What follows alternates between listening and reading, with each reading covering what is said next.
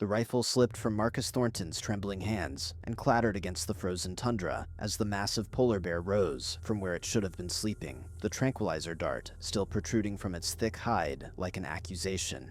Behind him, the clicking of cameras and gasps from the dozen wealthy tourists on his premium Arctic safari tour died into horrified silence as the bear's black eyes fixed on Marcus with an intelligence that seemed almost human, almost knowing, and in that crystallized moment of pure terror, Marcus understood with absolute clarity that the universe had finally caught up with him. The bear moved with impossible speed for something so massive, closing the distance between them in 3 powerful strides, while Marcus's mouth opened in a scream that never fully formed.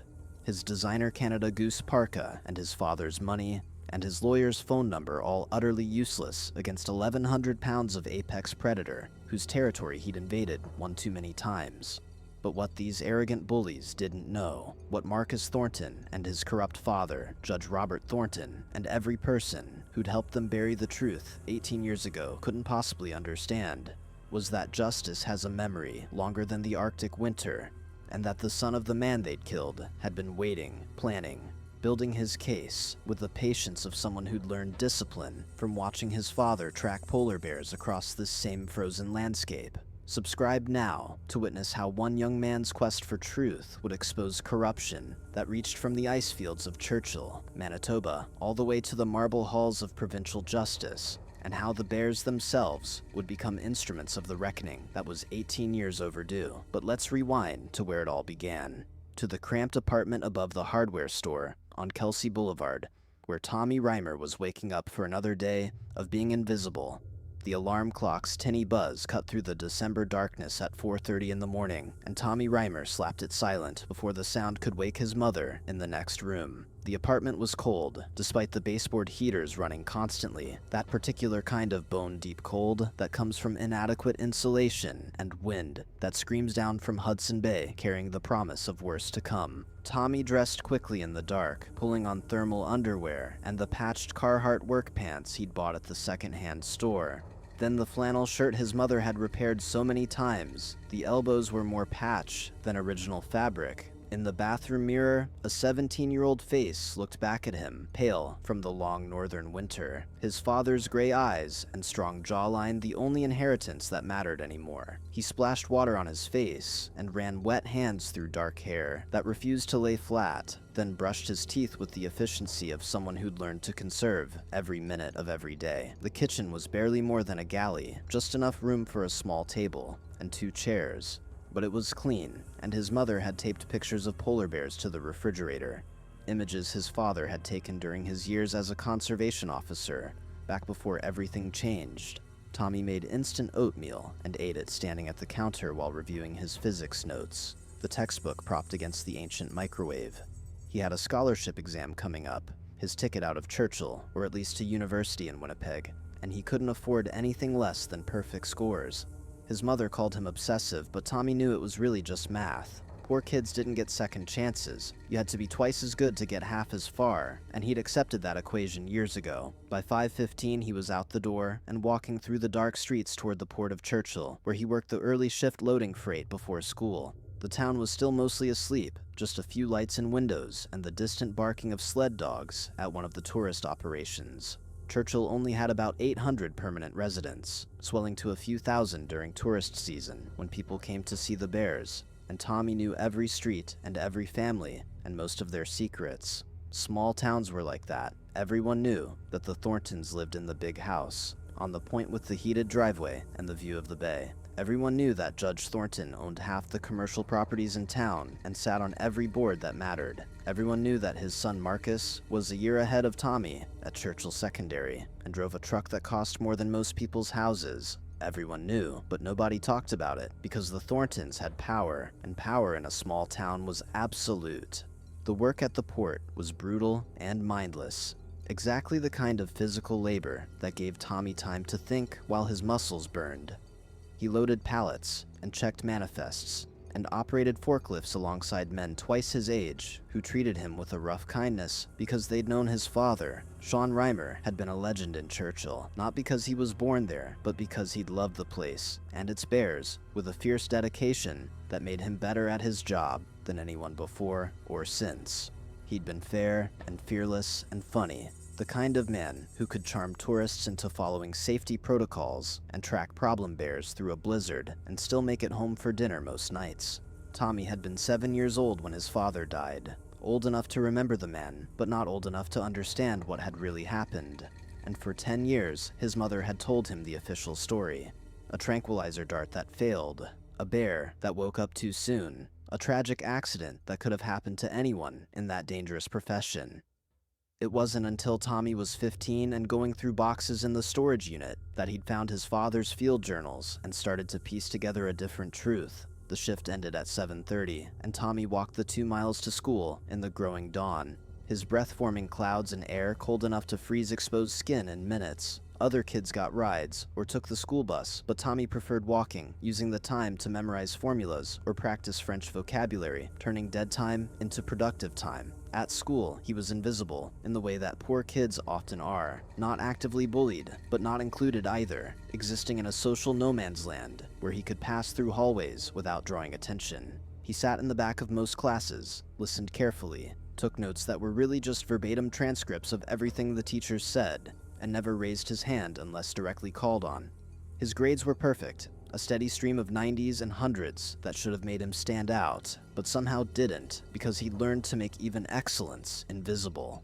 At lunch, Tommy sat alone in the corner of the cafeteria with a thermos of soup his mother had made from vegetables past their prime that Mr. Chen at the grocery store gave them at discount. He was reading ahead in his calculus textbook when Marcus Thornton and his crew walked in, and Tommy felt the change in the room's atmosphere, the way animals can sense a storm coming. Marcus was tall and broad-shouldered, with the kind of easy confidence that came from never having to worry about money or consequences. His Columbia jacket unzipped, despite the cold, because he could afford to be comfortable everywhere he went. His designer boots barely broken in, because he'd just replaced them next month anyway. Behind him came his usual entourage: Tyler Weaver, the mayor's son, Brad Kostick, whose family ran the tourism bureau, and Jenny Paulson, whose father owned the nicest hotel in town.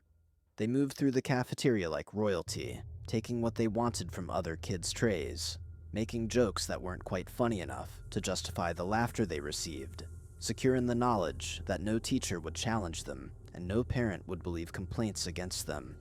Tommy kept his eyes on his book, but tracked them with his peripheral vision, the same way his father had taught him to watch bears. Never look directly, never show fear, never run. The group settled at their usual table in the center of the room where they could hold court, and Tommy allowed himself to relax slightly, thinking he'd escape notice. That's when Marcus's voice cut across the cafeteria noise, loud enough for everyone to hear. "Hey Reimer, is that your lunch, or did you dig through the dumpster again?" The room went quiet in that awful way that meant everyone was listening, but nobody would defend him, and Tommy felt his face flush hot despite his best efforts at control. He could have said nothing, should have said nothing, but something in him, some echo of his father's refusal to be intimidated, made him look up and meet Marcus's eyes directly.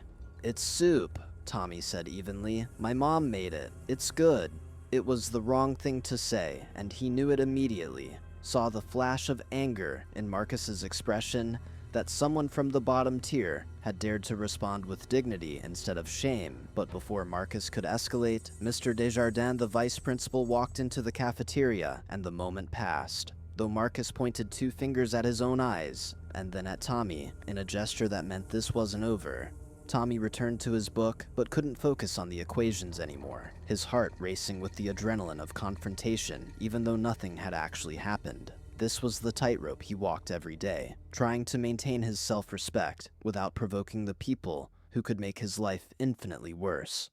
After school, he had another shift at the northern store stocking shelves, then homework until midnight, then sleep for a few hours before the cycle repeated. It was relentless and exhausting, and the only path he could see towards something better, so he endured it with the grim determination that had become his defining characteristic. What would you have done in Tommy's position, when speaking up meant becoming a target, but staying silent meant losing yourself? The first real escalation came 2 weeks later, during the coldest snap of January, when temperatures dropped to 40 below, and the school kept everyone inside during lunch hour because frostbite could happen in under 5 minutes. Tommy had been called to the office to discuss his scholarship applications, a rare piece of good news that Principal Morrison wanted to deliver personally. The province was offering full rides to students pursuing environmental sciences, and with Tommy's grades and his father's legacy in conservation, he was the strongest candidate Churchill had seen in years. Tommy walked out of that meeting with a genuine smile on his face, the first in longer than he could remember, thinking about how he could finally tell his mother that things were going to be okay, that the lean years and the struggle would be worth it. He returned to his locker to get his books for afternoon classes, and found the lock broken, the door hanging open, and everything inside destroyed. His textbooks had been torn apart, pages scattered across the hallway floor. His notebooks were soaked with what smelled like whiskey, all his careful notes ruined. His backpack had been slashed with something sharp, the fabric hanging in strips. But worst of all, the framed photo of his father he kept taped inside the locker door, the one showing Sean Reimer in his conservation officer uniform holding a sedated polar bear cub, had been defaced with permanent marker, crude words scrawled across his father's face. Tommy stood there in the hallway as other students streamed past, some slowing to look, none stopping to help, and felt something crack open inside his chest. Not anger exactly, though that was there too, but a kind of crystalline clarity about how alone he actually was in this building, this town, this life. He knelt and started gathering the torn pages, trying to salvage what he could, when a pair of expensive boots stopped directly in front of him. "Careful, Reimer." Marcus's voice came from above him, dripping with false concern. "Someone might think you're not grateful for the education you're getting here. Someone might think you don't appreciate all the opportunities this town has given you." Tommy looked up slowly, met those cold blue eyes that reminded him somehow of the ice floes in Hudson Bay. Beautiful and deadly and utterly indifferent to human suffering. "Was this you?" Tommy asked, and hated how his voice shook slightly, betraying him. Marcus smiled, showing perfect teeth that had cost his father thousands in orthodontics.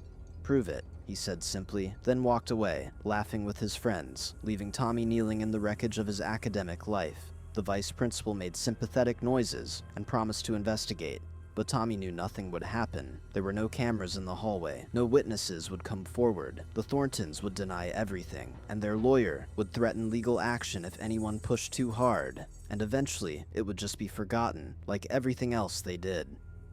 Tommy spent his own money he'd been saving for university textbooks, replacing what could be replaced. He stayed up for 3 nights straight, recopying his notes from memory, his hand cramping from writing, his eyes burning from exhaustion.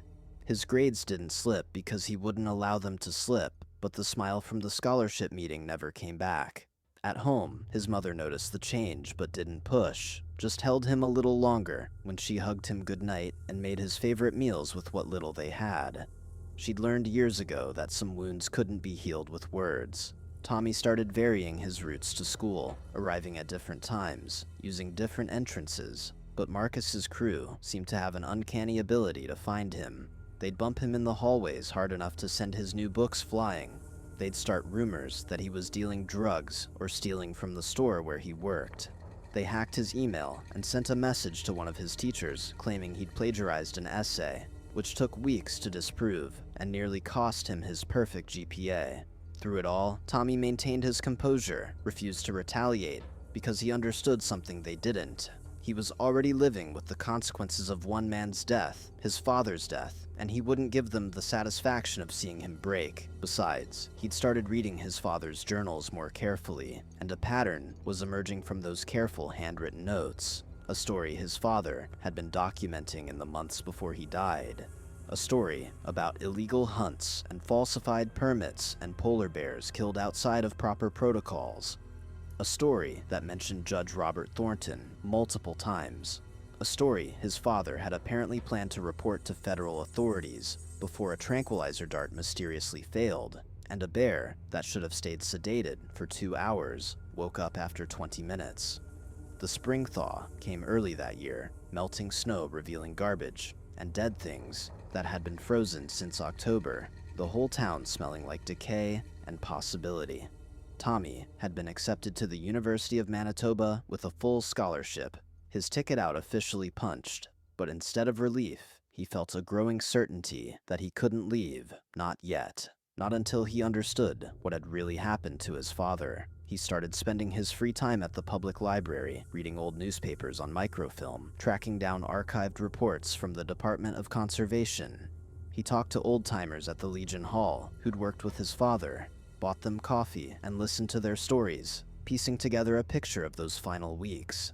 His father had been investigating a wealthy American trophy hunter who'd come to Churchill claiming to want photographs, but really wanted a kill, something illegal in Manitoba where polar bears were protected. The hunter had paid someone to arrange it, paid for guides who knew where the bears denned, paid for permits that were supposed to be for research but were really cover for murder. The hunter's name had been Richard Thornton, Marcus's grandfather, a Texas oil baron who collected endangered species like other men collected stamps. Sean Reimer had been building a case against him, documenting everything, planning to coordinate with federal wildlife officials and have Richard Thornton arrested when he returned for his next visit, but Richard Thornton never returned. Instead, Sean Reimer died on the ice with a malfunctioning tranquilizer dart in a bear that woke up hours too early, and the investigation concluded it was equipment failure, tragic but not suspicious. And the case against Richard Thornton disappeared into archived files that nobody looked at anymore. Tommy read his father's final entries over and over, the last one dated 2 days before his death. Meeting with JRT tomorrow to discuss RT's situation. He's agreed to help in exchange for keeping this quiet. Maybe a mistake trusting him, but needs someone with legal authority. JRT, Judge Robert Thornton, Marcus's father, the man who supposedly helped investigate Sean Reimer's death, had been involved before it happened. Tommy sat in his small bedroom, with his father's journals spread across the floor, like pieces of a jigsaw puzzle, and for the first time since he was 7 years old, he allowed himself to think the thought he'd been avoiding. His father had been murdered, not by the bear, which was just doing what bears do, but by the men who'd ensured that bear would wake up at exactly the wrong time. The tranquilizer dart hadn't failed randomly. It had been sabotaged, diluted, or replaced with something weak, and his father had been sent out alone that day, even though protocol required pairs for tagging operations. Judge Thornton had arranged it all, protecting his own father from prosecution, and then spent 18 years living in his big house, on the point while Tommy and his mother scraped by in their apartment above the hardware store. The rage that filled Tommy in that moment was like nothing he'd ever felt, white-hot and clarifying, burning away years of careful control and strategic invisibility. But underneath the rage was something colder and more useful: determination. His father had taught him about patience and planning, about how to track something dangerous without it knowing you were there. Tommy would use those lessons now. He would build a case the way his father had, document everything, gather evidence that couldn't be denied, and he would make sure that Marcus Thornton and his father faced justice for what they'd done. The problem was proving something that had happened 18 years ago, when all the official records supported the accident narrative. Tommy needed more than his father's journals, which could be dismissed as the confused notes of a man under stress. He needed physical evidence, testimony from people who'd been there, something concrete that would force authorities to reopen the investigation. He started with Billy Kiptak, an Inuit guide who'd worked with his father and was mentioned several times in the journals. Billy was in his 60s now, retired from guiding, but still spending his days on the land, and Tommy found him repairing a fishing net behind his house on the edge of town. Billy looked at Tommy for a long moment when he introduced himself, seeing Sean Reimer's face in the younger man's features, and then nodded slowly. "Your dad was a good man," Billy said. "Best conservation officer we ever had. He understood the bears, understood the land, understood that some things are sacred and shouldn't be touched for any price." Tommy helped with the net while they talked, and Billy confirmed what the journals suggested. Richard Thornton had indeed come to Churchill looking for a trophy kill, and Judge Robert Thornton had been involved in facilitating it, using his connections to smooth the way for permits and access. "Your father found out and was going to expose them," Billy said, his hands moving with practiced efficiency through the netting. "He asked me to be a witness, told me he had documentation, and just needed someone who'd seen the illegal hunts to testify. I said yes, told him I'd seen Richard Thornton shoot a bear out of season, a female with cubs, which is about the worst thing you can do. We were supposed to meet the day after your dad died, go together to the federal authorities in Winnipeg. But then the accident happened, and everything changed. Billy paused in his work, looking out toward the bay where ice was starting to break up, creating channels of open water. I got a visit from Judge Thornton a few days later. He was real polite, real friendly, but he made it clear that I'd be smart to forget what I'd seen. He said if I made trouble, he'd make sure my guiding license was revoked, make sure I couldn't work anymore. I had a family to feed, so I kept quiet. I've regretted that for 18 years. Tommy felt something settle in his chest, the first piece of real evidence falling into place. Would you testify now? He asked. Billy looked at him, weathered face creased with years of wind and regret. Boy, I'm old and I'm dying. Cancer's got me according to the doctors. I got nothing left to lose and a lot to make right. You get me in front of someone who'll listen, I'll tell them everything. But getting someone to listen proved harder than Tommy anticipated. The RCMP detachment in Churchill fell under regional command in Thompson, and when Tommy called to report new information about his father's death, he was told that cold cases required significant evidence to reopen, and the word of one elderly guide wouldn't be sufficient. He contacted the Provincial Department of Conservation and was transferred 3 times before reaching a bureaucrat who explained that all the physical evidence from the incident had been destroyed after 7 years per standard retention policy. He tried emailing federal wildlife authorities and got automated responses directing him to various forms and procedures that seemed designed to discourage rather than facilitate reporting.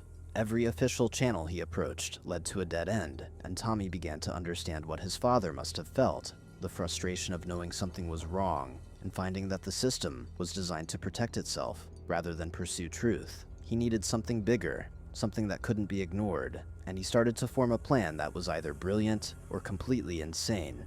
The tourist season was approaching, that brief window from late October to early November, when the bears gathered near Churchill, waiting for Hudson Bay to freeze, when thousands of visitors would descend on the town with their cameras and their money and their desire to see apex predators in the wild.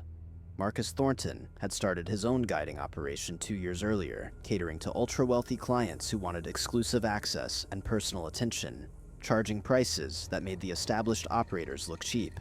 It was, everyone quietly acknowledged, a way for him to stay in Churchill after high school rather than going to university, though his promotional materials claimed he was building a sustainable ecotourism business. Tommy had seen Marcus's promotional videos online, full of dramatic footage of bears and breathless narration about danger and adventure, and noticed that Marcus seemed to get much closer to the animals than regulations allowed, that his tours ventured into areas that were supposed to be restricted. If Tommy could document violations of wildlife protection laws, if he could connect Marcus's current illegal operations to his father's and grandfather's past crimes, he might be able to build a case compelling enough to force an investigation. But he needed evidence, which meant he needed to get on one of Marcus's tours, which cost $5,000 per person.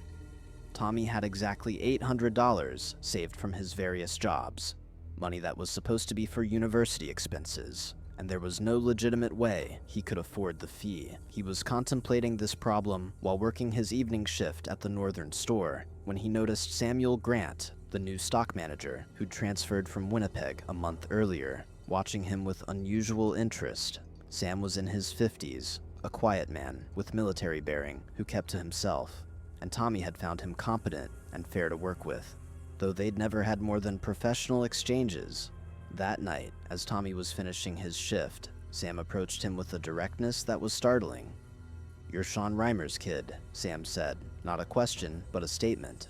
Tommy nodded, wary of where this might be going. Sam pulled out his wallet and showed Tommy a photograph, old and creased from years of handling, showing 2 men in military uniforms standing together. One was Sam, decades younger. The other was Tommy's father. "We served together," Sam explained, his voice rough with emotion he wasn't quite managing to hide. "Canadian Forces, before he became a conservation officer. We deployed to Bosnia together in the 90s, saw things that change you, relied on each other to make it home. Your dad saved my life during a patrol that went bad, took a bullet meant for me, and spent 2 months recovering. I owed him everything. When I heard he'd died, I was overseas again, couldn't make it back for the funeral, and by the time I returned to Canada, the investigation was closed, and your family had disappeared from the news cycle. I've always felt like I failed him, not being here when he needed help." Tommy felt his throat tighten with unexpected emotion, this sudden connection to a part of his father's life he'd never known about. Sam seemed to understand what Tommy was thinking, and continued. "I took this job specifically because I wanted to be in Churchill, wanted to understand what happened to your father. I've been watching you, seeing how hard you work, how you keep your head down despite everything that crew puts you through. You're investigating something, aren't you? Looking into your dad's death." Tommy made a decision in that moment, trusting instinct and the bond his father had forged years ago, and told Sam everything. The journals, Billy Kiptak's testimony, the connection to Richard Thornton, his suspicions about Judge Thornton's involvement, his plan to document Marcus's illegal operations. Sam listened without interrupting, his military training evident in the way he processed information. And when Tommy finished, Sam nodded slowly. "I'll fund your spot on Marcus's tour," he said. "Call it paying back your father, but you're not doing this alone. Military rule number 1, never go into hostile territory without backup. I'm coming with you, and I'm going to make sure you come home alive, because I couldn't do that for Sean." Tommy felt something loosen in his chest, the burden of isolation lifting slightly. He wasn't alone anymore. His father's past was becoming his present, allies emerging from places he hadn't expected, and for the first time since finding those journals, he felt like justice might actually be possible.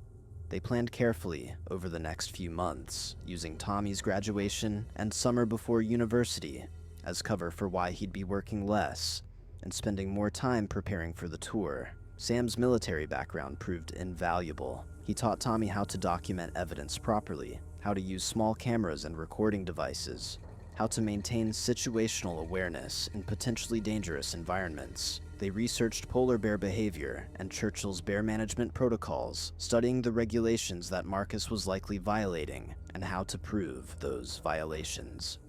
They practiced until Tommy could operate all the equipment without thinking about it, until documenting became second nature. Sam also insisted on physical training, taking Tommy through morning workouts that left him exhausted but stronger, teaching him basics of self-defense and hand-to-hand combat. "Your father knew that conservation work could be dangerous," Sam explained during one particularly brutal training session, "but he was prepared for the danger from the bears. He wasn't prepared for danger from humans. You need to be ready for both." As summer turned to fall and the tour season approached, Tommy felt himself transforming. The skinny scholarship student, who'd been invisible in school hallways, was becoming someone harder and more focused. Someone who moved with new confidence, born from physical capability and moral purpose. His mother noticed the change and worried. Asking questions, he deflected with vague answers about getting in shape for university sports. He hated lying to her, but couldn't risk her trying to stop him. Couldn't bear the thought of her knowing how dangerous this might become. She'd lost one man to the bears and the corruption surrounding them. He wouldn't let her live in fear of losing another. In late September, Sam used his credit card to book 2 spots on Marcus Thornton's November tour, listing them under Sam's name and identifying Tommy as his nephew visiting from Winnipeg, interested in wildlife photography. The confirmation came back within hours. Marcus apparently eager for the business, as the season's bookings hadn't been as strong as previous years. Tommy read the confirmation email with the grim satisfaction. They were in. The game was in motion. His father's killer son had no idea that the anonymous client he'd just accepted was the ghost of past crimes come to collect a debt. October brought the first serious cold snaps and the beginning of Churchill's transformation into the polar bear capital of the world. Tommy watched as the town filled with tourists, as the seasonal workers returned, as the tundra buggies rolled out for their first tours of the season. Marcus's operation set up shop in a converted warehouse near the port, all branded merchandise and professional-looking equipment that probably cost more than Tommy's entire university education. He saw Marcus around town, driving his truck, laughing with his crew, living the life of someone who'd never faced consequences for anything. The rage that Tommy had learned to bank and control would flare up at these sightings, but Sam's training helped him channel it into focus.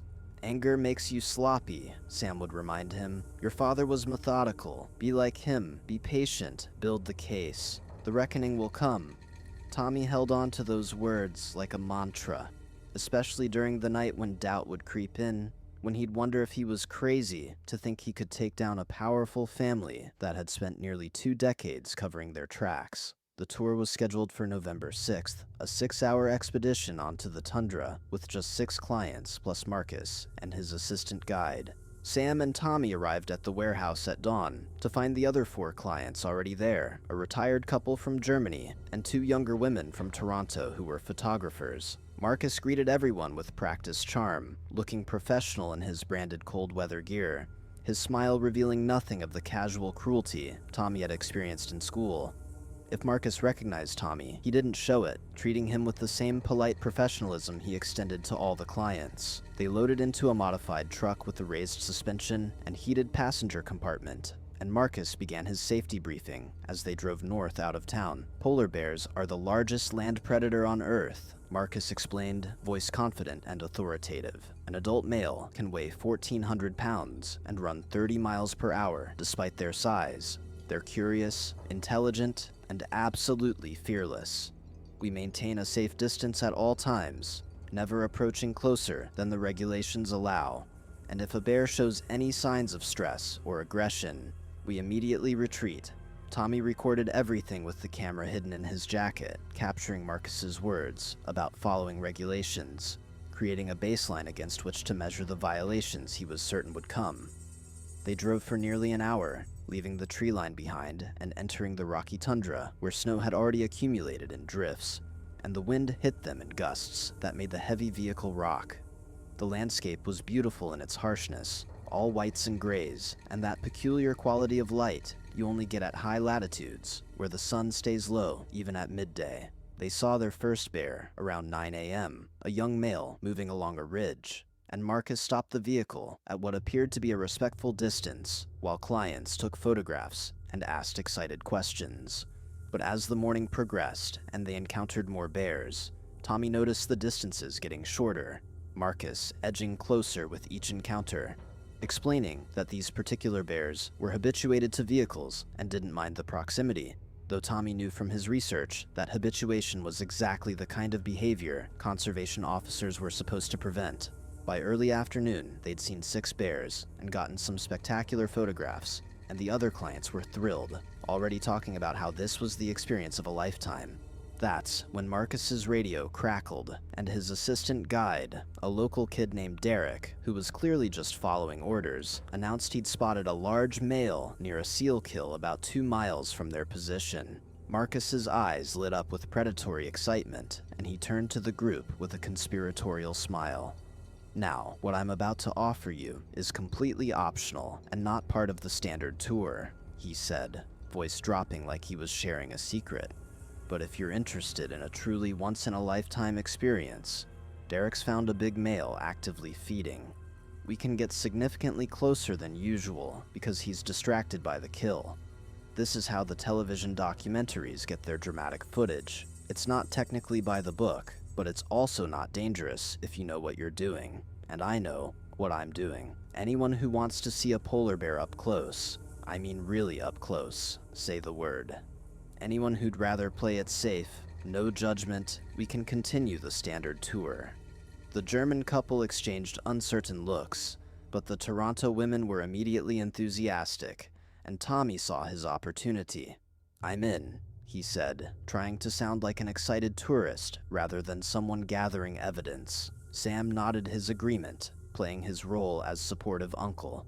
Marcus grinned, clearly pleased to have clients willing to bend rules, and gunned the engine toward Derek's coordinates. They found the bear exactly where Derek had indicated, a massive male that Tommy estimated at over 1,000 pounds, his muzzle red with seal blood as he tore chunks of blubber from his kill. Marcus drove the vehicle to within 30 feet of the feeding bear, close enough that they could hear the crunch of breaking bones, close enough to see individual scars on the bear's hide, close enough that Tommy's hidden camera would capture every detail of this flagrant violation of the 50-meter minimum distance requirement.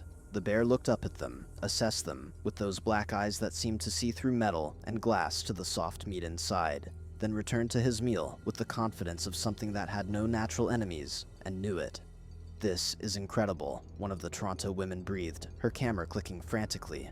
"I've never been this close to any wild animal, let alone something this powerful." Marcus soaked up the praise, explaining the bear's behavior with surprising knowledge, and Tommy had to admit that whatever else Marcus was, he understood bears, but understanding them didn't mean respecting them. And as the feed continued, Marcus kept edging the vehicle closer, pushing boundaries, testing how much the bear would tolerate.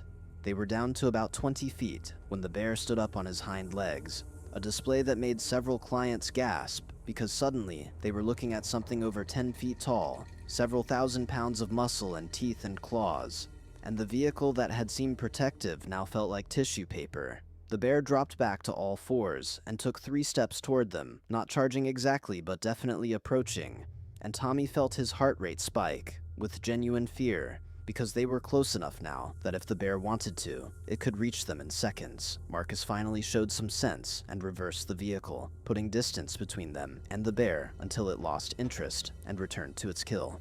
But the damage was done, the violation clear, and Tommy's camera had captured everything, including GPS coordinates from his watch. The rest of the tour passed without incident, Marcus returning to regulation distances, perhaps spooked by how close things had gotten, and by the time they returned to town, the other clients were raving about the experience, already planning to leave 5-star reviews and recommend Marcus's operation to friends.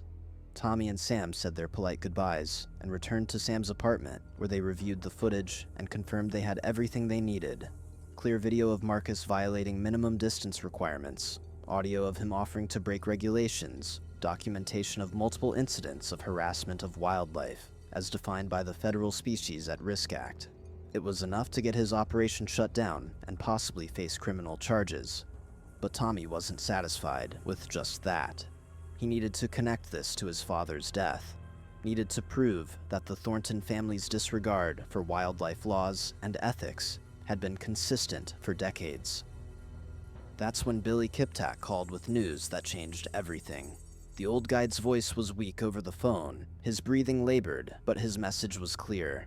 He'd been going through his own old files, trying to find anything that might help Tommy's case, and he discovered something remarkable. Back in 2005, the year before Sean Reimer died, Billy had been guiding a hunt for Richard Thornton, and had secretly photographed the illegal kill, keeping the evidence as insurance in case he ever needed leverage against the Thorntons. The photographs showed Richard Thornton standing over a dead female polar bear with 2 cubs visible in the background, the kind of trophy kill that was absolutely prohibited and carried serious federal charges. Billy had kept the photos hidden for 18 years, too frightened of the Thorntons' power to use them. But now, with his own death approaching, he wanted to make things right. "The cubs didn't survive," Billy explained, his voice breaking with remembered horror. "Female bears need to teach their young how to hunt, how to survive. Those cubs starved that winter, 3 bears dead for one man's ego, and your father was trying to stop it. That's why they killed him." Tommy felt pieces clicking into place, the full scope of the conspiracy becoming clear.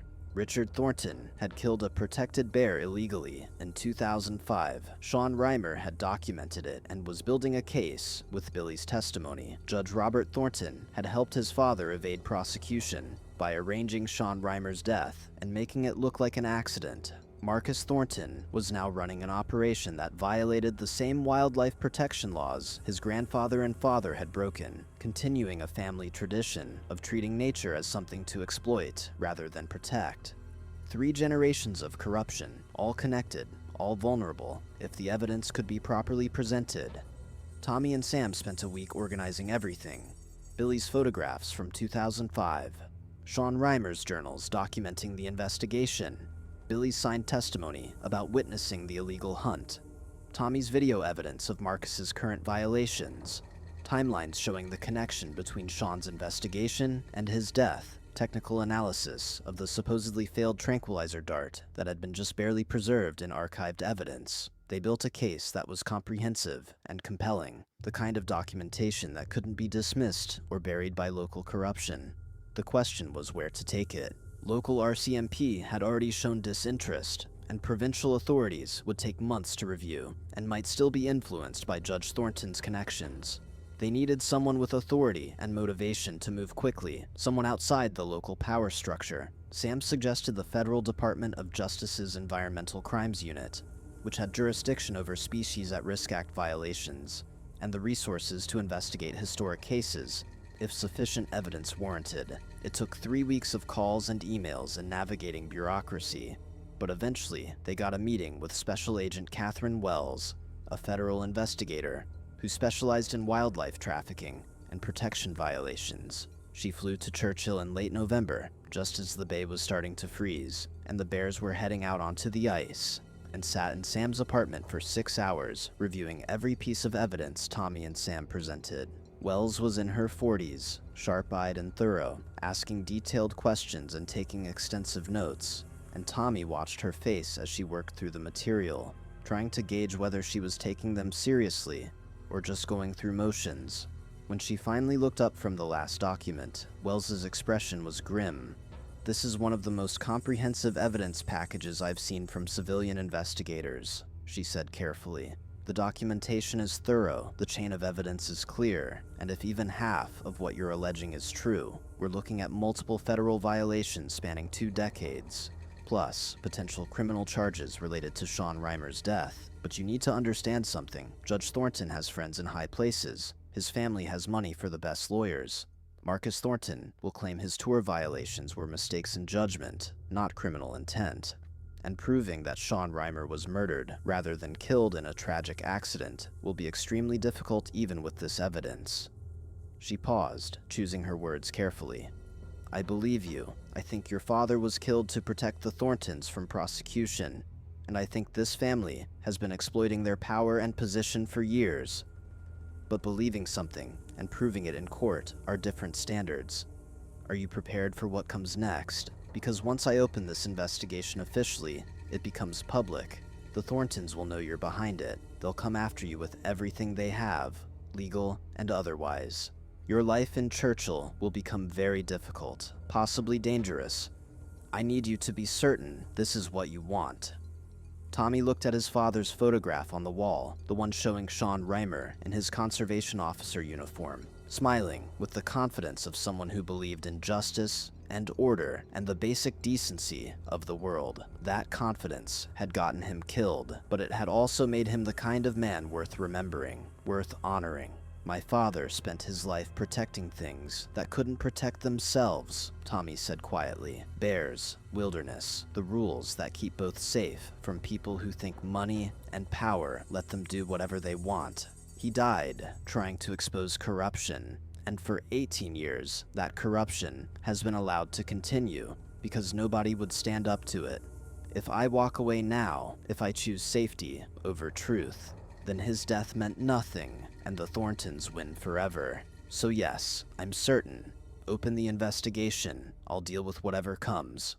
Wells nodded, with something that might have been respect, and began making calls, setting in motion a process that would consume the next 6 months and transform Churchill in ways none of them could have predicted. Within 24 hours, federal agents were executing search warrants at Marcus Thornton's operation, at Judge Thornton's home and office, and at the Department of Conservation's regional headquarters, looking for archived records related to Sean Reimer's death. The town exploded with gossip and speculation, the kind of scandal that small communities thrive on. Everyone suddenly an expert on what really happened to Sean Reimer, despite having been silent for 18 years. Marcus Thornton's operation was shut down, pending investigation. His equipment seized, his tour bookings canceled. Judge Thornton immediately retained a high-powered legal team from Winnipeg and began a media campaign painting the investigation as a witch hunt, driven by a disturbed young man's inability to accept his father's accidental death. The Winnipeg Free Press ran stories about the case, some sympathetic to Tommy's position, others questioning whether federal resources should be spent investigating an 18-year-old tragedy based on circumstantial evidence. The pressure on Tommy was immense. He started getting threatening phone calls and hateful messages online. Someone spray-painted "liar" across the front of his apartment building. He lost his job at the Northern store after the owner, who'd been renting his commercial space from Judge Thornton, found a reason to let him go. His mother, finally understanding what Tommy had been doing, oscillated between fierce pride and terrified fear for his safety. But Tommy also found unexpected allies. Other victims of Marcus's bullying came forward with their own stories once they saw that someone was finally standing up to the Thorntons. Former conservation officers who'd worked with Sean Reimer provided testimony about his professionalism and thoroughness, supporting the theory that his death had been unusual and suspicious. Environmental activists and wildlife protection organizations offered legal support and public advocacy. Most powerfully, the indigenous community in Churchill, who'd always had a complicated relationship with the Thorntons, began sharing their own experiences of how Judge Thornton's rulings had consistently favored commercial interests over traditional land rights and conservation.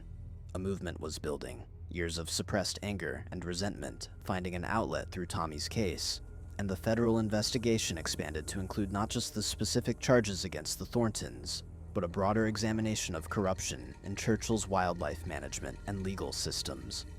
In March, Special Agent Wells called Tommy with the news he'd been waiting for. The archived tranquilizer dart from his father's death had been subjected to new forensic testing, and analysis revealed traces of a chemical compound that shouldn't have been present, evidence that the dart had been tampered with to reduce its effectiveness. Combined with testimony from Derek, Marcus's former assistant guide, who turned witness in exchange for immunity, and revealed that Marcus had bragged about his grandfather buying protection from local authorities, and Billy Kiptak's photographs and testimony about the 2005 illegal hunt, federal prosecutors believed they had enough to bring charges. Richard Thornton was deceased, having died of natural causes in 2014. But Judge Robert Thornton would face charges of obstruction of justice, accessory to manslaughter, and conspiracy to violate federal wildlife protection laws. Marcus Thornton would face charges related to current wildlife violations and potentially additional charges related to his knowledge of his father's and grandfather's crimes. The trial would be held in Winnipeg to avoid local bias, scheduled for June, and prosecutors were asking Tommy to be their primary witness, the human face of what the Thorntons' corruption had cost. Tommy agreed without hesitation, knowing this was what his father would have wanted, but also feeling the weight of responsibility settling onto his shoulders. He would have to testify about personal details he'd kept private, relive his father's death publicly, face cross-examination from lawyers who'd try to paint him as vindictive and unstable. Sam, who'd become more of a father figure than Tommy had realized he needed, helped him prepare, conducting mock cross-examinations, teaching him how to stay calm under hostile questioning, reminding him that truth was more powerful than any legal tactic. As spring turned to summer and the trial date approached, Tommy deferred his university enrollment for a year, unable to focus on anything except the coming confrontation. He spent his days reviewing statements and evidence, his nights unable to sleep, his whole life contracted down to this single purpose of seeing justice done for the man who died trying to do the right thing. The trial began on June 15th in a Winnipeg courthouse that felt impossibly formal and intimidating to Tommy, who'd never been inside a courtroom before. Judge Robert Thornton sat at the defense table looking older than Tommy remembered, but still radiating the confidence of someone who'd never truly believed he could be held accountable. Marcus sat beside him, sullen and angry, shooting occasional glares at Tommy that promised retribution if given the chance. The prosecution's case was methodical and thorough, building from Richard Thornton's illegal hunt through Sean Reimer's investigation to the suspicious circumstances of his death, documenting each link in the chain of evidence. Billy Kiptak testified from a wheelchair, his cancer visible in his gaunt frame, but his voice was strong as he described witnessing the illegal kill and the fear that had kept him silent. Derek testified about Marcus's current violations and his bragging about family immunity from prosecution, painting a picture of generational entitlement and contempt for the law. Forensic experts testified about the tampered tranquilizer dart and the impossibility of the failure being accidental.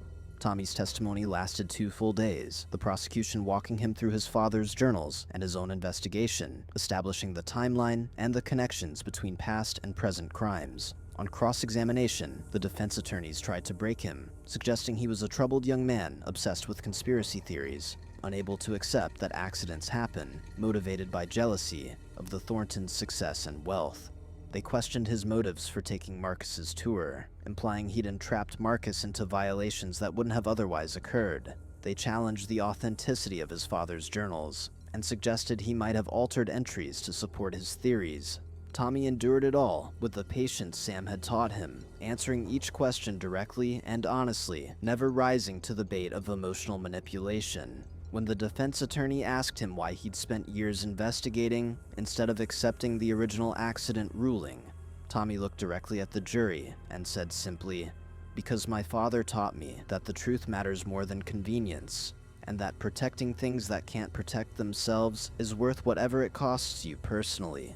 He lived by those principles, and I won't dishonor his memory by abandoning them just because standing up for truth is hard." The trial lasted 3 weeks, every moment covered by media that had turned the case into a national story about corruption and justice in Canada's remote communities. The prosecution's closing argument emphasized that this wasn't just about polar bears, or even about Sean Reimer's death, but about whether people in positions of power and privilege could operate outside the law with impunity, whether wealth could purchase immunity from consequences, whether corruption could be allowed to perpetuate across generations simply because exposing it was uncomfortable. The defense's closing argument focused on reasonable doubt, arguing that while the Thorntons may have made mistakes in judgment, the evidence of deliberate murder was circumstantial, and that Sean Reimer's death, while tragic, remained most likely an accident that had been misinterpreted by a grieving son desperate for someone to blame. The jury deliberated for 4 days, longer than expected, and Tommy spent those days in an agony of uncertainty, convinced at various moments that they'd won, that they'd lost, that 18 years of hoping for justice would end in acquittal and vindication for the Thorntons. When the jury finally returned with their verdict, the courtroom was packed with media, with supporters Tommy had never met who'd been following the case, with members of Churchill's community on both sides of the divide. The forewoman stood and read the verdicts in a voice that shook slightly with the weight of what she was pronouncing. For Judge Robert Thornton, guilty of obstruction of justice, guilty of conspiracy to violate federal wildlife protection laws, guilty of accessory to manslaughter in the death of Sean Reimer. For Marcus Thornton, guilty on multiple counts of wildlife harassment and illegal operation of commercial wildlife viewing, not guilty on conspiracy charges related to his grandfather's crimes. The jury accepting that he'd been a child when those occurred and shouldn't be held responsible for his family's past actions. The courtroom erupted in reaction, some people cheering, others gasping, Judge Thornton's face going gray with shock as the reality of conviction set in. Tommy felt Sam's hand on his shoulder, grounding him, and realized his face was wet with tears. He didn't remember starting to cry. 18 years of grief and anger and determination, finally finding release in this moment of public acknowledgement that his father had been right, that the system had failed, that justice was possible, even if delayed. Sentencing came 2 weeks later, and Judge Robert Thornton received 8 years in federal prison for his role in Sean Reimer's death and the subsequent cover-up, a sentence that seemed impossibly long and impossibly short simultaneously. Marcus Thornton received 18 months for his wildlife violations, most of which would be served in community corrections, along with permanent revocation of his wildlife operation permits and a lifetime ban from working in any conservation-related field. More significant than the prison time were the financial consequences. The Thornton family's assets were scrutinized by the Canada Revenue Agency following the trial, revealing years of tax evasion and money laundering that had funded their lifestyle. Their properties were seized, their bank accounts frozen, their social standing in Churchill and beyond completely destroyed. The big house on the point with the heated driveway and the view of the bay went up for sale, and Tommy watched from a distance as moving trucks hauled away the furniture and possessions that had represented decades of ill-gotten privilege.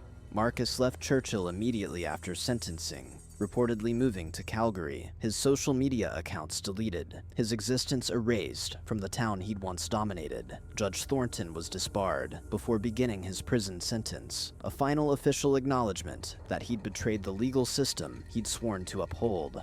But perhaps more important than any individual punishment was what happened in Churchill itself in the months following the trial. The federal investigation had revealed systematic corruption in how wildlife permits were issued and enforced, leading to a complete overhaul of the regional conservation system. New protocols were implemented requiring multiple officers on any dangerous wildlife management operations. eliminating the isolation that had made Sean Reimer vulnerable. The town's relationship with its polar bear population was re-examined, with new emphasis on protection rather than exploitation, on education rather than entertainment. Several conservation positions were created and filled, including one named in Sean Reimer's honor, designed to investigate and prevent illegal wildlife activities.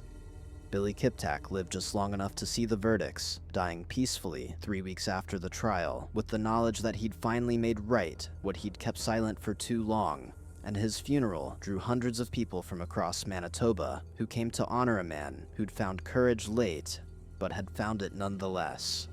Tommy's mother came to every day of the trial, sitting in the front row behind the prosecution table, and after the sentencing, she pulled Tommy aside in the courthouse hallway. "Your father would be so proud of you," she said, and Tommy heard in her voice the years of grief she'd carried silently, the burden of knowing something was wrong, but lacking the resources or knowledge to fight it.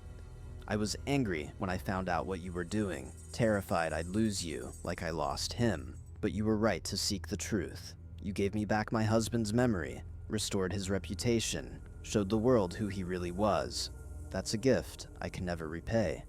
Tommy hugged her and felt something fundamental shift in their relationship, the child finally becoming an adult, the protected becoming the protector. They drove back to Churchill together with Sam, watching the landscape of rock and tundra pass by the windows, and Tommy realized that for the first time since he was 7 years old, he felt at peace with his father's death.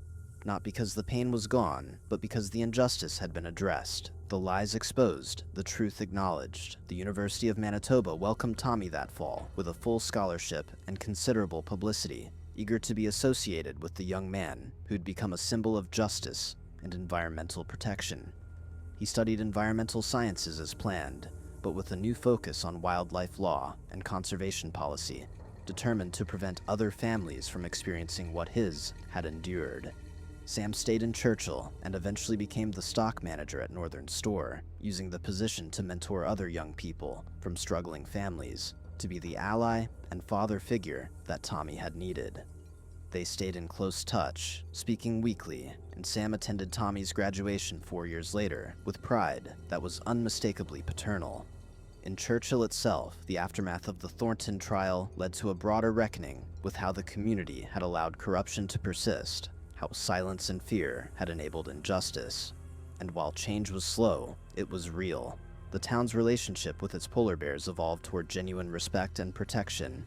Tourism operations were more carefully regulated, and Sean Reimer's name became synonymous with integrity and courage in conservation work. Several years after the trial, Tommy returned to Churchill for the anniversary of his father's death and drove out to the site where Sean Reimer had died, a rocky outcrop overlooking Hudson Bay where the ice forms each winter and the bears gather before heading out to hunt. He brought a plaque that conservation authorities had agreed to install, a simple marker that read, "Sean Reimer, Conservation Officer, 1968-2006. He protected those who could not protect themselves. He pursued truth regardless of cost.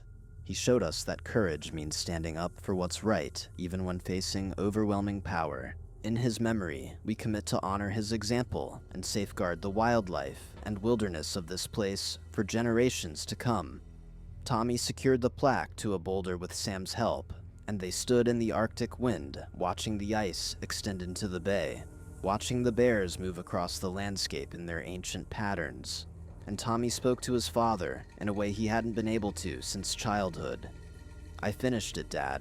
I did what you would have wanted. Justice took 18 years, but it came. The bears are safer now. The people who hurt you faced consequences. Your work mattered. Your life meant something, and nobody will forget what you fought for." As they drove back to town, Sam asked Tommy what he was going to do next, and Tommy surprised himself with the certainty of his answer. He was going to become a conservation officer himself, work in northern communities where wildlife and human lives intersected, be the kind of officer his father had been, protecting things that couldn't protect themselves, and standing up to corruption regardless of personal cost. It would be dangerous work, the same work that had killed his father, but Tommy understood now that danger wasn't a reason to avoid doing what was right. It was simply the price that sometimes had to be paid for living with integrity, He'd learned from his father's example that some things were worth fighting for, even if the fight seemed impossible. That truth eventually emerged even when powerful people tried to bury it. That one person, with courage and determination, could change systems that seemed immovable. Most importantly, he'd learned that justice wasn't just about punishing wrongdoers, but about preventing future wrongs, about building systems that protected the vulnerable rather than enabling the powerful, about creating a world where people like his father could do their work without fear of retribution from those whose crimes they exposed. The story of Tommy Reimer and the Thorntons became a case study in law schools and conservation programs across Canada, an example of how corruption could be challenged and defeated when evidence was properly documented and presented to authorities with jurisdiction and integrity. It inspired other cold case investigations and led to reforms in how wildlife crimes were prosecuted federally. But more than its systemic impacts, it resonated as a deeply human story about a son's love for his father, about the long arc of justice bending finally toward truth, about the power of ordinary people to resist extraordinary corruption when they found the courage to stand up rather than stand aside. What would you have done if you'd known the truth but feared the consequences of speaking it? Would you have stayed silent like so many in Churchill did for 18 years? Or would you have found the courage that Billy Kiptak eventually found, that Tommy Reimer embodied, that Sean Reimer died for? The moral of this story isn't that justice is easy, or that good always triumphs over evil without tremendous effort and sacrifice. The moral is that justice requires active participation from people who refuse to accept that might makes right, who understand that silence in the face of wrong is its own form of complicity, who are willing to endure hardship and opposition for the sake of truth. Tommy Reimer didn't have special powers or unlimited resources. He had his father's journals, his own determination, and allies who emerged when the cause was right. That was enough to challenge a powerful family and a corrupt system, enough to restore his father's reputation and create meaningful change in how wildlife was protected and communities were governed. His story reminds us that we're not powerless against injustice, that evidence and persistence and moral courage can overcome wealth and influence, that the arc of justice bends toward truth when people like Tommy are willing to do the hard work of bending it. If this story moved you, if you believe that speaking truth to power matters, share it with others who need to hear that standing up to corruption is possible, even when it seems impossible, that justice delayed is not necessarily justice denied if someone refuses to let the truth be buried forever. The searchlights cut through the Siberian darkness like pale fingers reaching for something already lost.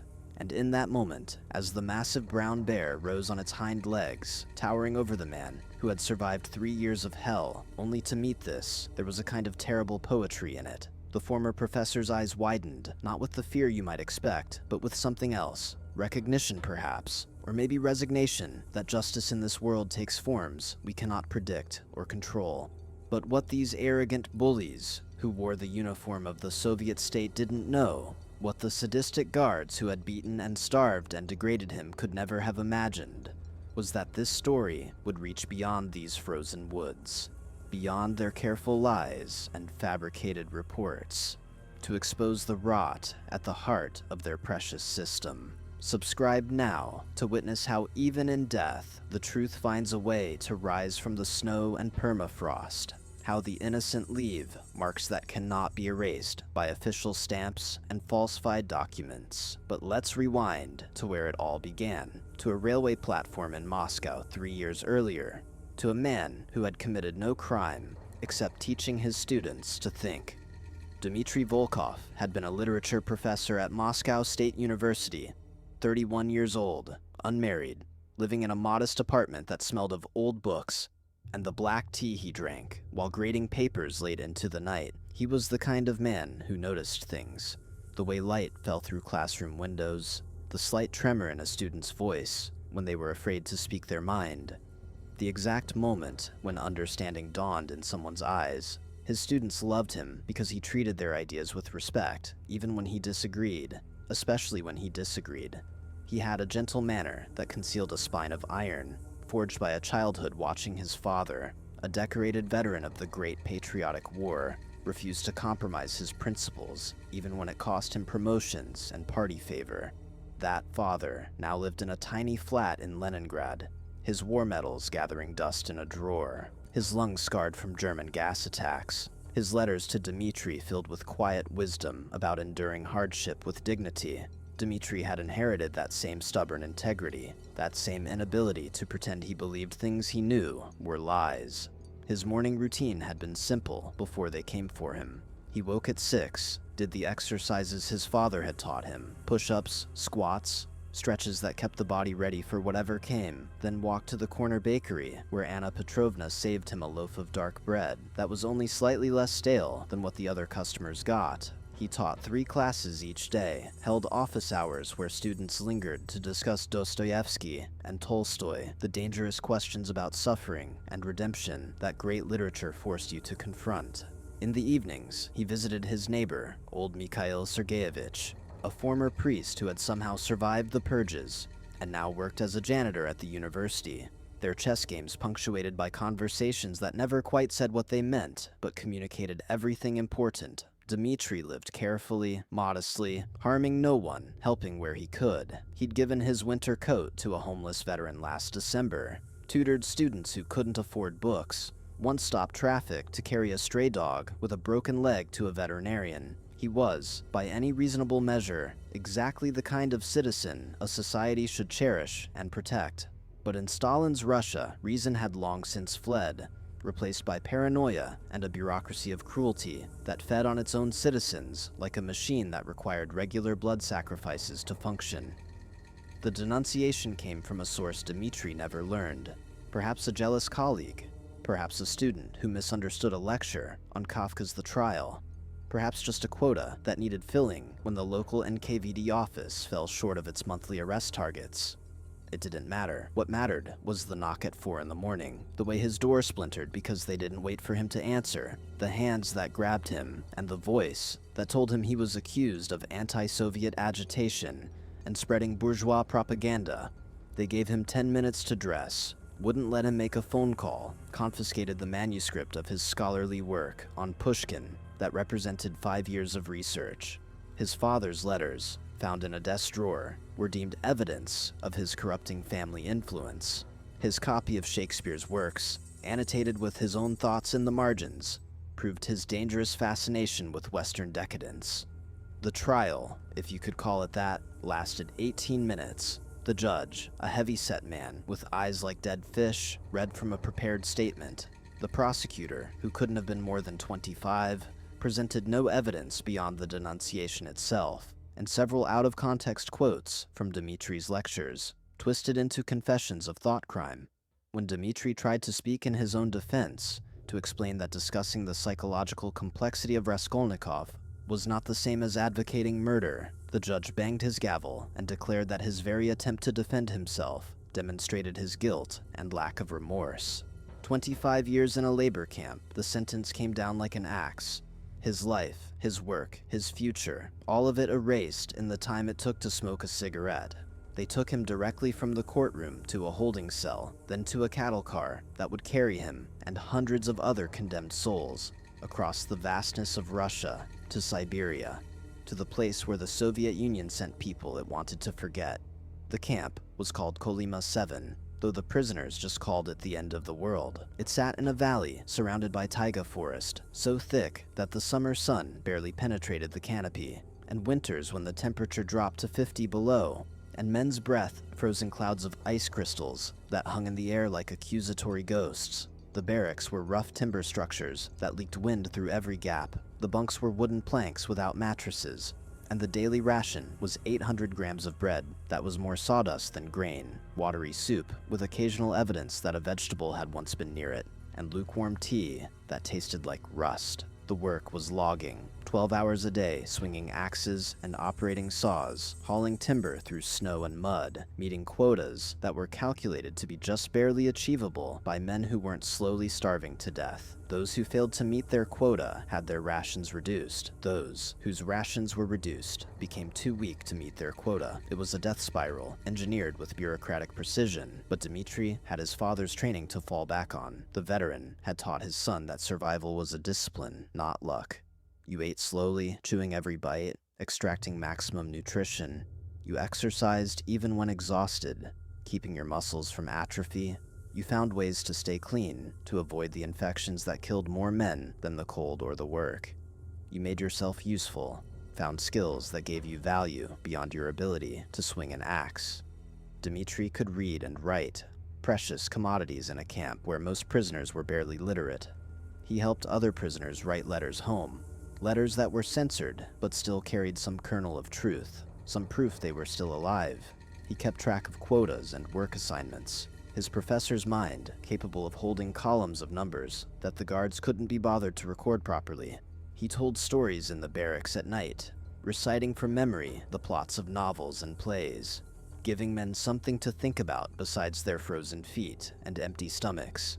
He became, in his quiet way, essential, not just to his fellow prisoners, but to the smooth functioning of the camp itself, which is why he eventually came to the attention of senior guard Alexander Volkov, and why everything that followed became inevitable with the grinding certainty of a machine designed to destroy human dignity, one small piece at a time. Alexander Volkov, no relation, though the shared surname became a source of bitter irony, was 35 years old, a man who had found his calling in the Gulag system, the way some men find religion or art. He was tall and broad-shouldered, with the kind of brutish handsomeness that looked impressive in a uniform and terrifying in close quarters.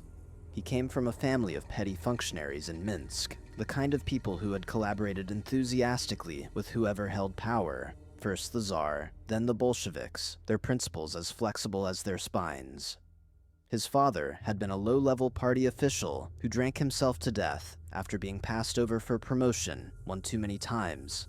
His mother, a bitter woman who blamed the world for her disappointments and raised her son to believe that power was the only thing worth having, that compassion was weakness, that the only question that mattered was whether you were the boot or the face being stepped on. Alexander had joined the NKVD at 20, worked his way up through increasingly brutal assignments, and requested transfer to the Gulag system because the pay was better and the oversight was minimal.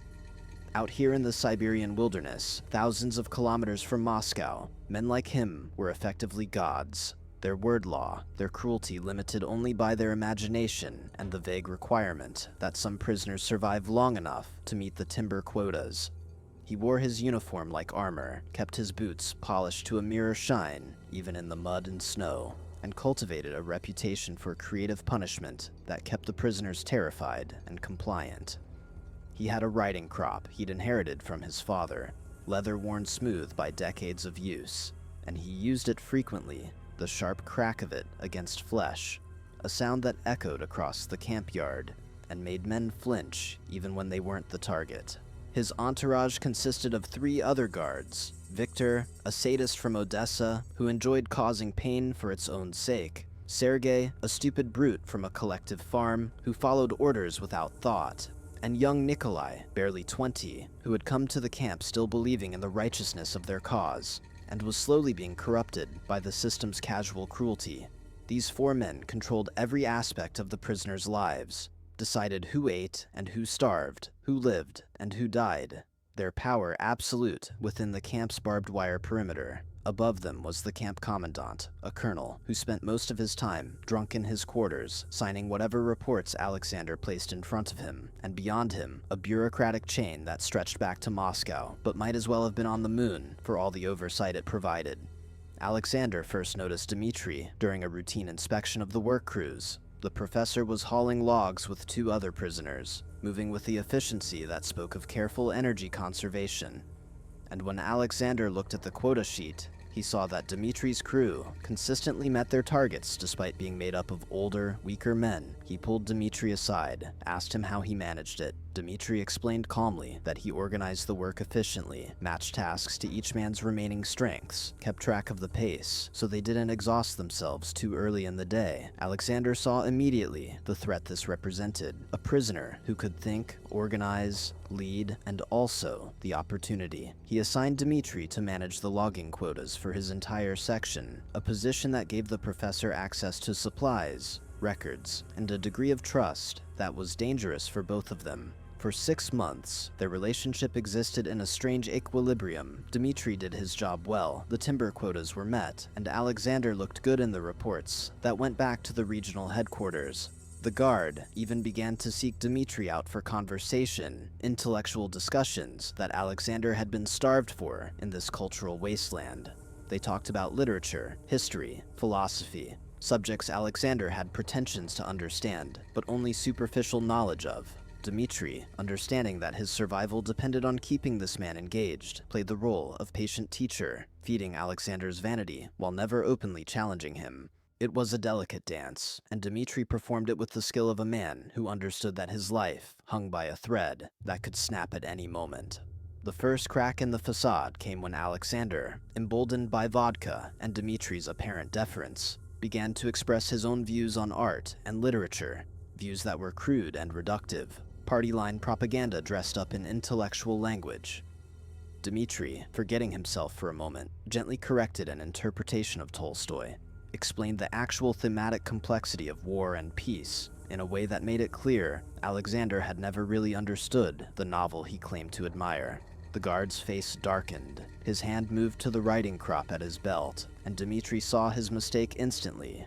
But instead of striking, Alexander smiled, a cold, predatory expression that promised future reckoning, and simply walked away. The next morning, Dmitri's rations were cut in half. No explanation, no accusation, just a guard who smiled as he ladled out a smaller portion of soup, who cut the bread ration and made sure Dmitri saw him do it. When Dmitri went to Alexander to ask if there had been some mistake, the guard looked at him with those cold eyes and said, "No mistake, Professor. Just a reminder about your place here. You're a worm, and I'm the boot. Don't ever forget that again." It was a small cruelty, the kind that happened 1,000 times a day in the camps, but it marked a shift. Alexander had decided that Dmitri needed to be broken, and a man like Alexander, once he made that decision, pursued it with the single-minded focus of a predator who had scented blood. The reduced rations made it harder to meet the work quota, which led to further reductions, which led to weakness, which led to punishment details, extra hours in the cold, cleaning the latrines, hauling supplies without help. Dmitri endured it with the same quiet dignity that had characterized his whole life, and that dignity only enraged Alexander further. The guard wanted to see him beg, wanted to see that intellectual superiority crumble into pleading and tears, and Dmitri's refusal to give him that satisfaction became an obsession. Alexander began to single him out during inspections, finding fault with his work, his barracks, the way he stood at attention. The writing crop found its target across Dmitri's back, his shoulders, once across his face, when Alexander claimed he had shown insolence by meeting his eyes directly. Other prisoners began to avoid Dmitri, understanding that association with him meant drawing Alexander's attention, and soon the professor found himself isolated, alone except for his own thoughts, and the memory of his father's voice telling him that a man's dignity was the one thing that couldn't be taken, only surrendered. What would you have done in that moment, when every day brought new humiliation, when the weight of injustice pressed down like the Siberian winter itself? Would you have broken, or would you have found within yourself the same stubborn strength that Dmitri carried? Think about that before you judge the choices he made next, because survival in such places required calculations that no moral philosophy prepared you for. The escalation continued through the autumn of 1954. Alexander, frustrated by Dmitri's continued composure, ordered him transferred to the worst work detail, the sawmill, where men lost fingers to the spinning blades on a weekly basis, where the noise was so loud you couldn't hear your own thoughts, where the sawdust filled your lungs until every breath was an exercise in drowning slowly. Dmitri lasted 2 weeks before a deliberately loosened log rolled off its cradle and crushed his left hand against a metal rail. The camp doctor, a prisoner himself, who did his best with no supplies and no training, set the bones as well as he could, but 3 fingers would never work properly again. Dmitri spent 2 days in the medical barracks, where he overheard the doctor telling another prisoner that the log hadn't loosened by accident, that Alexander had been seen near the sawmill just before the incident, that everyone knew, but no one would say anything, because speaking up meant joining Dmitri in the guard's crosshairs. When Dmitri returned to work, his ruined hand wrapped in filthy bandages. Alexander was waiting for him, with that smile that had become familiar, that expression of satisfaction that came from having inflicted pain and knowing there would be no consequences. "Still proud, Professor?" he asked, his voice carrying across the camp yard. "Still think you're better than the rest of us?" Dmitri said nothing, just walked to his work assignment, and that silence was its own form of defiance that Alexander could neither understand nor tolerate. The next incident came during the brutal winter cold, when a prisoner was found dead in his bunk, frozen because someone had stolen his blanket in the night. The camp rules were clear: theft of survival supplies was punishable by death, and the guards were supposed to investigate. Instead, Alexander decided to make an example, ordered a lockdown inspection where every prisoner had to present their blanket for counting. When they reached Dmitri's bunk, they found 2 blankets, one his own, thin and threadbare, and one that looked suspiciously like the one taken from the dead man. Dmitri protested that he had never seen the second blanket before, that someone must have planted it, but Alexander just smiled and called him a thief and a liar. The punishment was 20 lashes in the camp yard, administered by Victor, while the other prisoners were forced to watch. The crack of the whip against bare flesh in 40 below temperatures, a sound that Dmitri would carry with him forever. He didn't scream. That was the worst part for Alexander, the most infuriating. Every man broke eventually under the whip. Every man reached the point where the body's animal need to express pain, overwhelmed whatever pride or dignity they tried to maintain. But Dmitri, his back turning to raw meat, his blood freezing in crimson streaks on the snow, made not a sound except for the harsh rasp of his breathing. He bit through his lower lip, the wound later requiring stitches, but he gave Alexander nothing, no satisfaction, no victory. When it was over and they cut him down, he stood, barely, trembling, his legs threatening to give out. But he stood, and he met Alexander's eyes with a look that said clearly, "You haven't won. You can't win, because I'm still here, and I'm still myself. And that's something you can never take from me."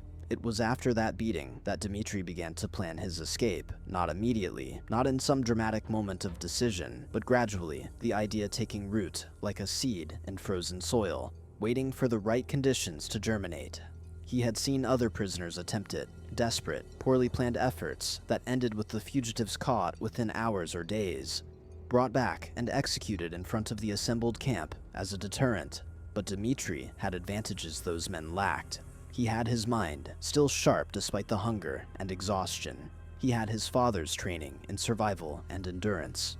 He had access to camp records through his work assignments, knowledge of the guard rotations and supply deliveries, and he had something else, something that had sustained him through everything: the unshakable conviction that bearing witness mattered, that surviving long enough to tell the truth about this place was not just a personal goal, but a moral obligation. He began to prepare systematically, the way he had once prepared lectures, breaking the problem down into manageable components. He needed food that would keep without refrigeration.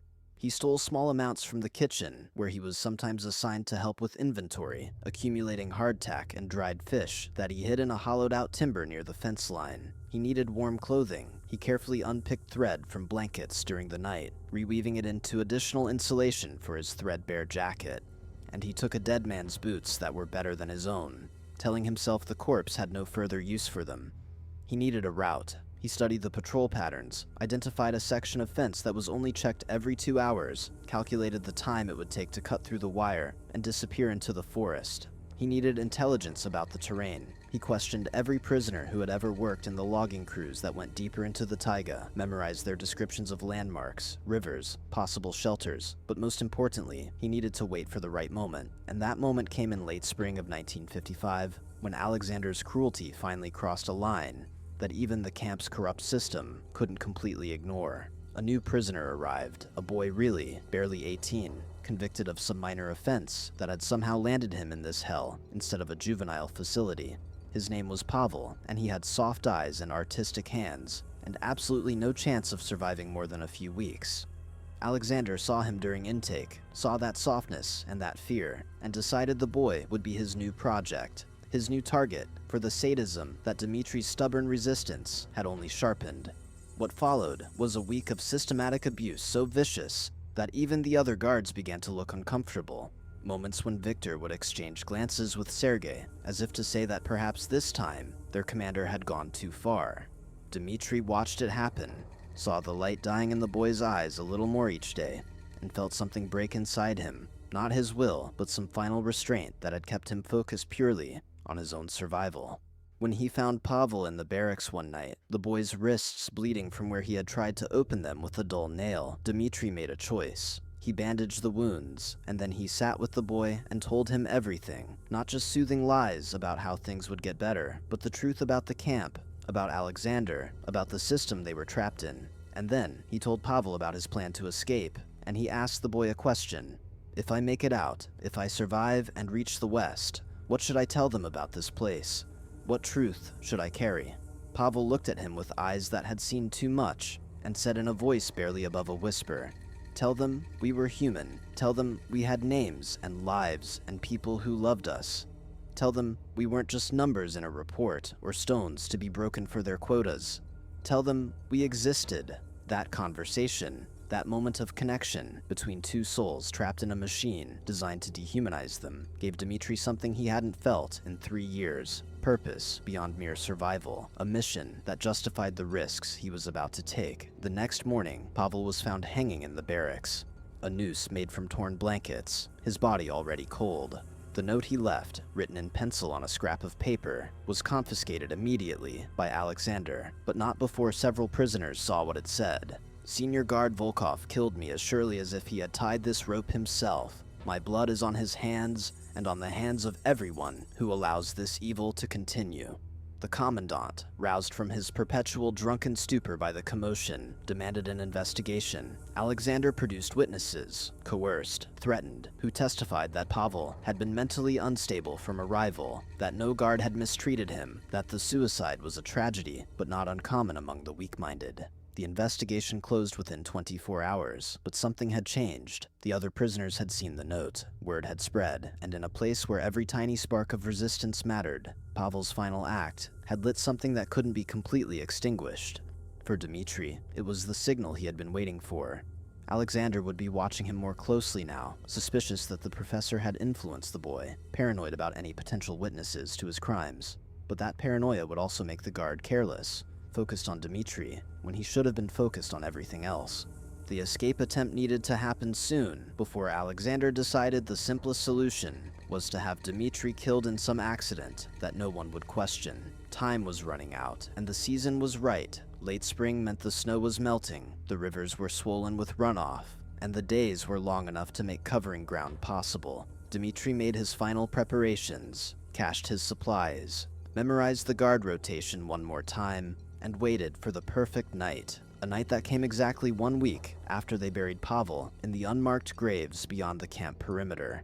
It was 3 in the morning when Dmitri slipped from his bunk, moving with the careful silence he had perfected over 3 years of avoiding attention.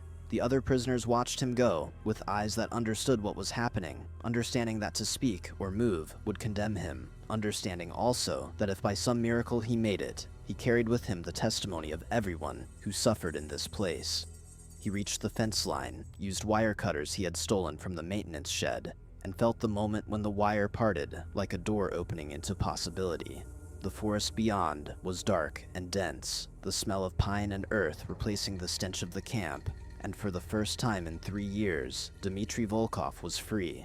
But what Dmitri didn't know, couldn't have known, was that Alexander had been waiting for exactly this moment, had anticipated it with the cunning of a predator who had studied his prey for years, had even encouraged it by making the professor's life increasingly unbearable until escape seemed like the only option. The guard had left the wire cutters where Dmitri would find them, had arranged for the rotation to create a window just large enough to seem possible, but not so large as to make the prisoner suspicious.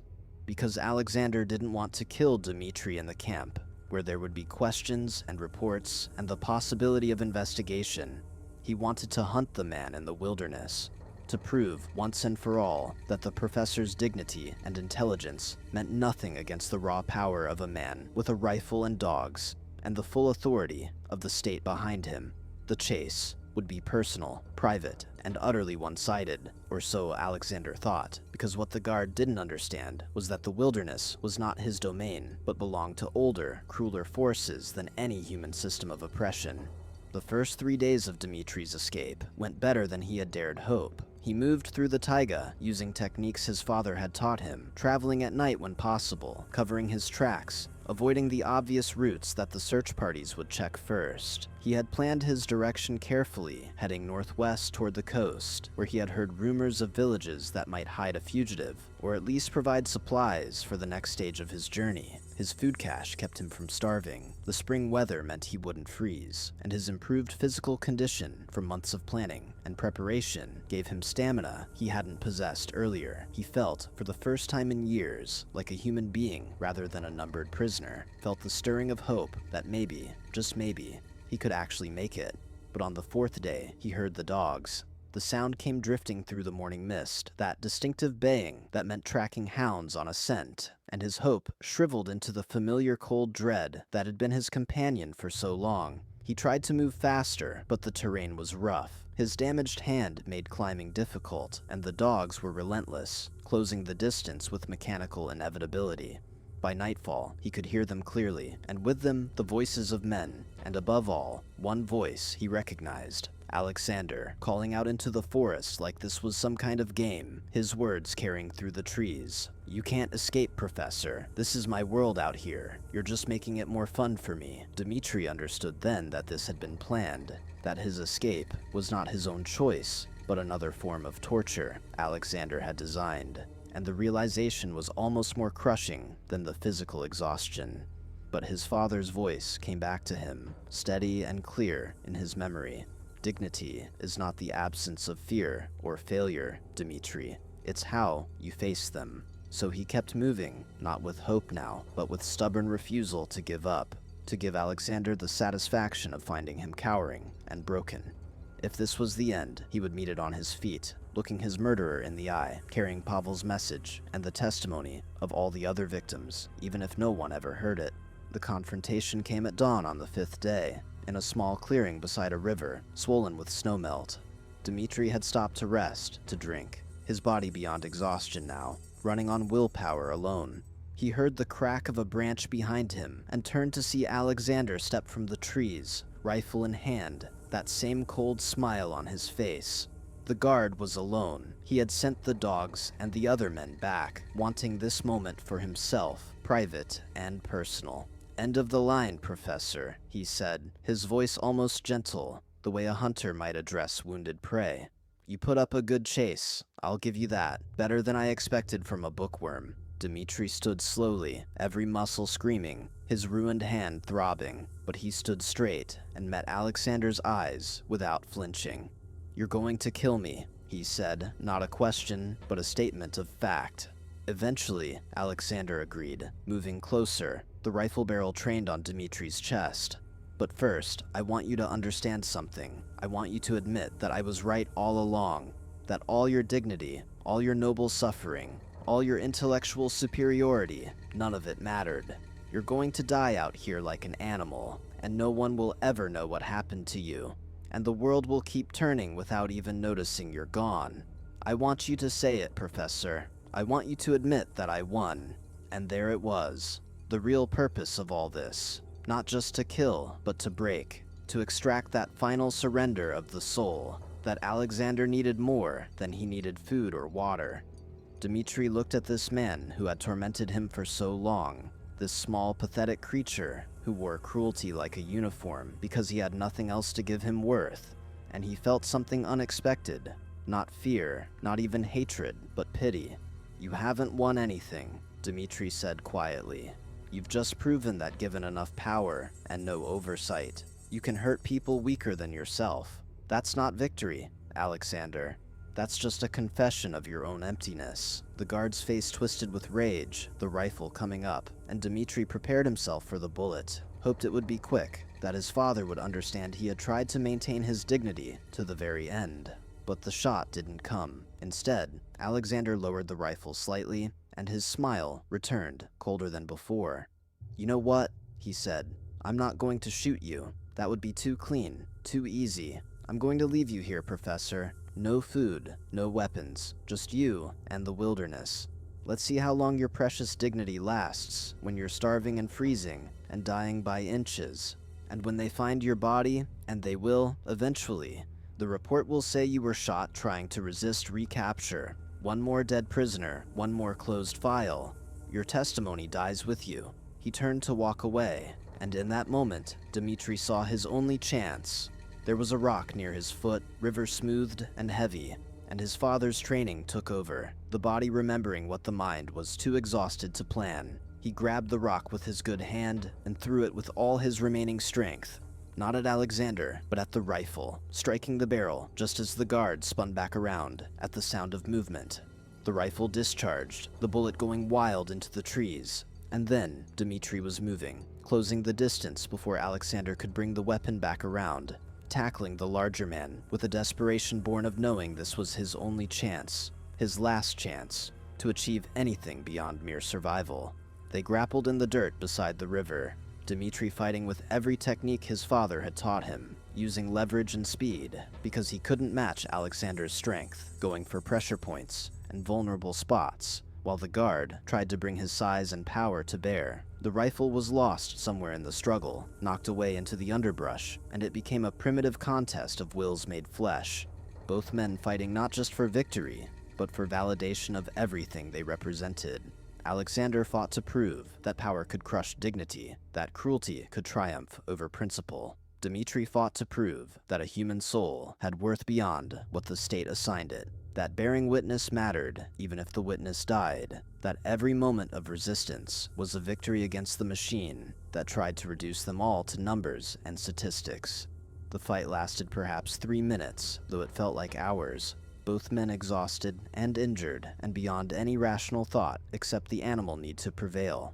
At one point, Alexander got his hands around Dmitri's throat, squeezing, and the professor felt his vision tunneling, darkness closing in from the edges. But instead of panic, he felt a strange calm, and in that calm, he remembered something his father had told him about combat, that sometimes the winner is not the stronger man, but the one who can accept death, and therefore fight without fear.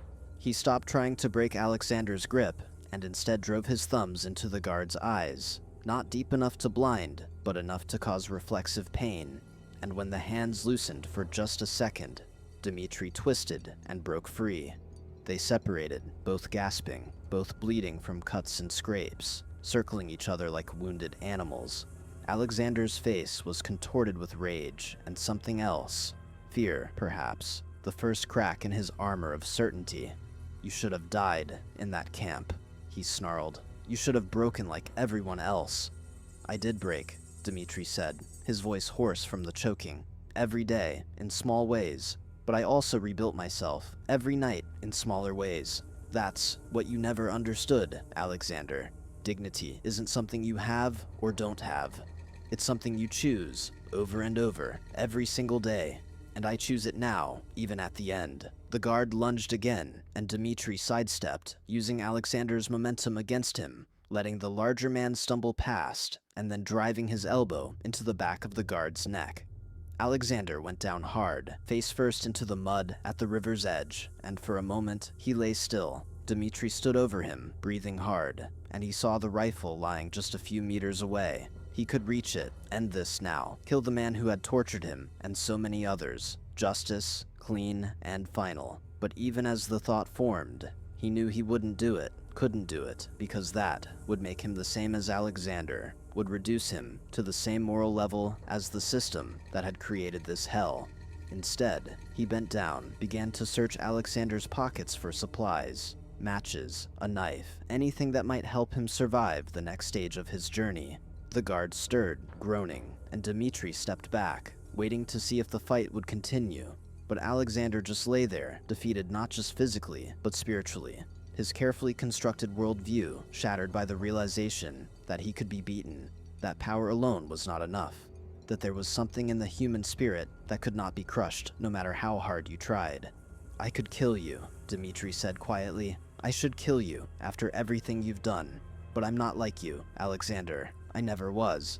And I refuse to become like you just to survive. So I'm leaving you here, alive, to walk back to your camp and spend the rest of your life knowing that the man you thought you had broken actually defeated you when it mattered most. Live with that. Let it eat at you. That's my revenge, not your death, but your knowledge that you failed. He turned to go, heard Alexander's voice calling after him, broken and desperate. They'll never believe you, even if you make it out. Even if you tell your story, they'll deny it all. I'll say you attacked me. I'll say you're a liar.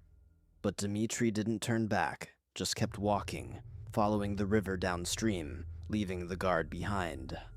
What Dmitri didn't see, couldn't have seen, was the massive brown bear that had been drawn to the clearing by the sounds of fighting, that had been watching from the tree line with the patient curiosity of a predator assessing potential prey. Brown bears in Siberia could weigh over 600 kilograms, could move with shocking speed despite their size, and this one was hungry after a long hibernation.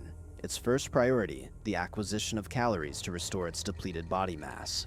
It had been tracking the two humans for the last hour, waiting to see if one would defeat the other, understanding, with animal intelligence, that an injured human was an easy meal. Alexander, struggling to his feet, fumbling for his rifle, never saw it coming until the bear was upon him. Massive paws knocking him down, jaws closing on his shoulder with crushing force. His screams echoed through the forest, raw terror finally finding its voice, and somewhere downstream, Dmitri heard them and knew what they meant.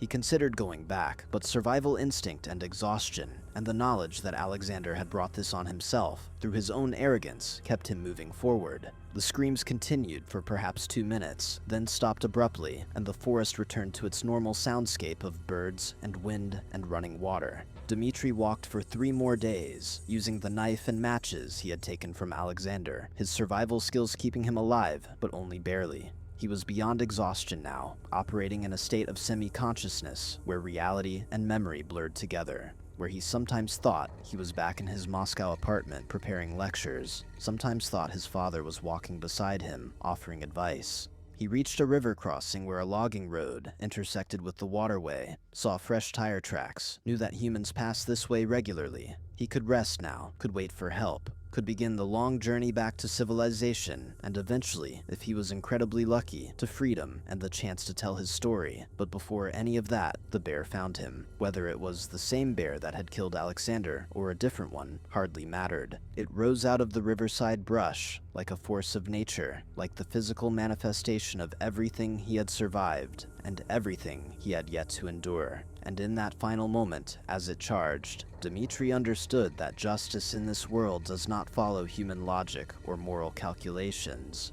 The bear killed him quickly, far more quickly than Alexander would have, far more quickly than the camp would have. His body was partially consumed, the rest left for scavengers, and it was found 3 weeks later by a logging crew, whose foreman reported it to the local authorities with bureaucratic efficiency. The official report stated that prisoner Dmitri Volkov, convicted of anti-Soviet agitation, had attempted escape from Kolyma 7 labor camp and was killed by senior guard Alexander Volkov during the attempted recapture. The second body, identified as senior guard Alexander Volkov, was reported to have died in the line of duty while pursuing the escaped prisoner, killed by the same bear that subsequently killed the prisoner himself. Both deaths were classified as closed cases, filed away in dusty archives, and forgotten by a system that had never cared about them in the first place.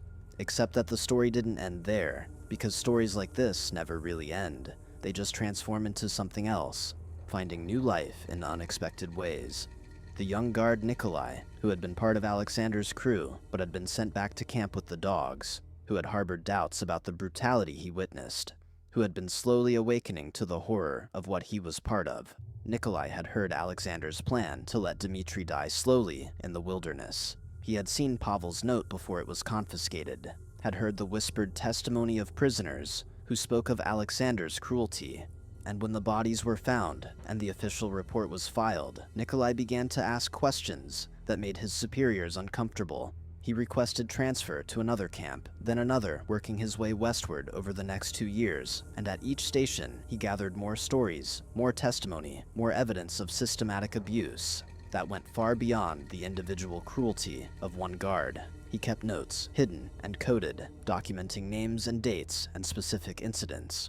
In 1958, after Stalin's death and during Khrushchev's thaw, when criticism of the Gulag system became briefly possible, Nikolai sent his documentation to a journalist in Moscow, a man with connections in the West, and some of those stories made their way into samizdat publications, underground newsletters that circulated despite government suppression.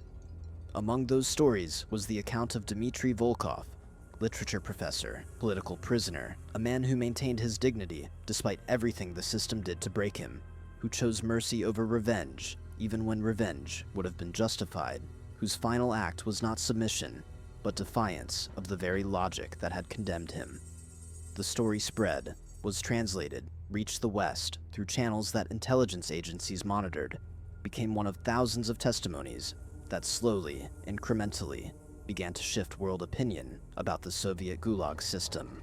Dmitry's name became known, Pavel's final words were remembered, and the cruelty of senior guard Alexander Volkov was documented for history. In Leningrad, Dmitry's father received an unofficial visit from a man who claimed to be a former prisoner, who told him the truth about his son's death, who delivered a letter that Dmitry had written in the camp, smuggled out by a prisoner who eventually gained release, that expressed his love for his father and his gratitude for the training and values that had sustained him. The old veteran wept, but they were not tears of defeat. His son had not been broken. His son had won in all the ways that mattered. The state might have taken his life, but it had not taken his soul. And that was a victory the system could never erase from the record, no matter how many reports they falsified. The camp itself, Kolyma 7, was eventually closed in the 1960s as part of the broader dismantling of the Gulag system, though by then thousands had died within its barbed wire perimeter. The site was abandoned, the barracks left to rot, the mass graves unmarked and officially denied.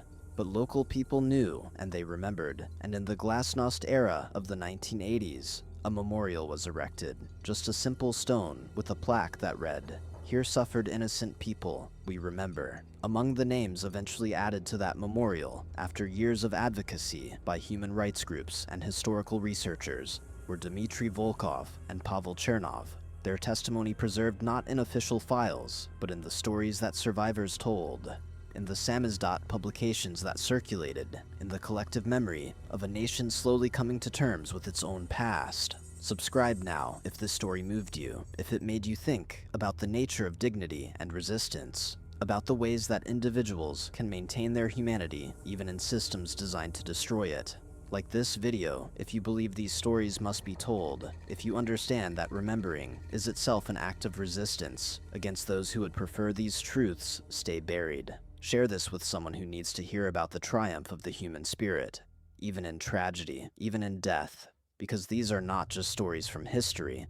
They are reminders of what we are all capable of, both the cruelty and the courage. What Dmitry's story teaches us is that justice is not always immediate or obvious, that sometimes the greatest victories are measured not in survival, but in the refusal to surrender one's core humanity regardless of the cost. Senior guard Alexander Volkov got his physical revenge in some sense. Dmitry died, as did he, both consumed by the same indifferent wilderness they had sought to dominate. But in every way that matters, Dmitry won. He maintained his moral center. He chose mercy when he could have chosen murder. He carried forward the testimony of those who had no voice, and his story survived him, inspiring others to resistance, contributing to the eventual acknowledgement of the Gulag system's horrors, giving meaning to suffering that the system wanted to render meaningless. This is the real message of such stories, why they must be told, even when they are painful, even when the ending is not the Hollywood triumph we might prefer. Human dignity is not granted by systems or states. It cannot be taken away by cruelty or violence. It is a choice renewed each moment in how we treat others and how we allow ourselves to be defined. Dmitry chose to remain human in a place designed to reduce humans to animals or machines. He chose to help others even when he could barely help himself. He chose to bear witness even knowing his testimony might die with him. These choices, not his survival, are his legacy. And what of Alexander? History remembers him as well, but not in the way he would have wanted. He is remembered as a cautionary tale, an example of how power without accountability corrupts absolutely, how systems that allow such men to flourish become complicit in their crimes. His death by bear attack carries its own dark irony. The apex predator of the Gulag system, brought down by an actual apex predator of the wilderness, both of them operating by the same pitiless logic of the strong devouring the weak. But where the bear was simply following its nature, doing what bears do to survive, Alexander had made choices, moral choices, choosing cruelty when mercy was possible, choosing domination when respect was an option, choosing to become a monster when he could have remained a human being. The wilderness that killed them both was neither just nor unjust. It simply was, and forced beyond human morality, caring nothing for the guilt or innocence of those who entered it. But in the stories that followed, in the memories preserved, and the lessons drawn, humans imposed their own moral framework, finding meaning in tragedy, justice in testimony, redemption in the simple act of remembering accurately. That is what separates us from the bears and the wilderness and the indifferent systems that grind people up. We can choose to remember, to learn, to honor those who suffered by refusing to let their suffering be forgotten or dismissed as mere historical accident. Think about that the next time you face a choice between convenience and conscience, between going along with injustice or standing up even when it costs you something. Think about Dmitri, choosing dignity over survival, mercy over revenge, testimony over silence. Think about Pavel, using his final moments to leave behind truth rather than despair.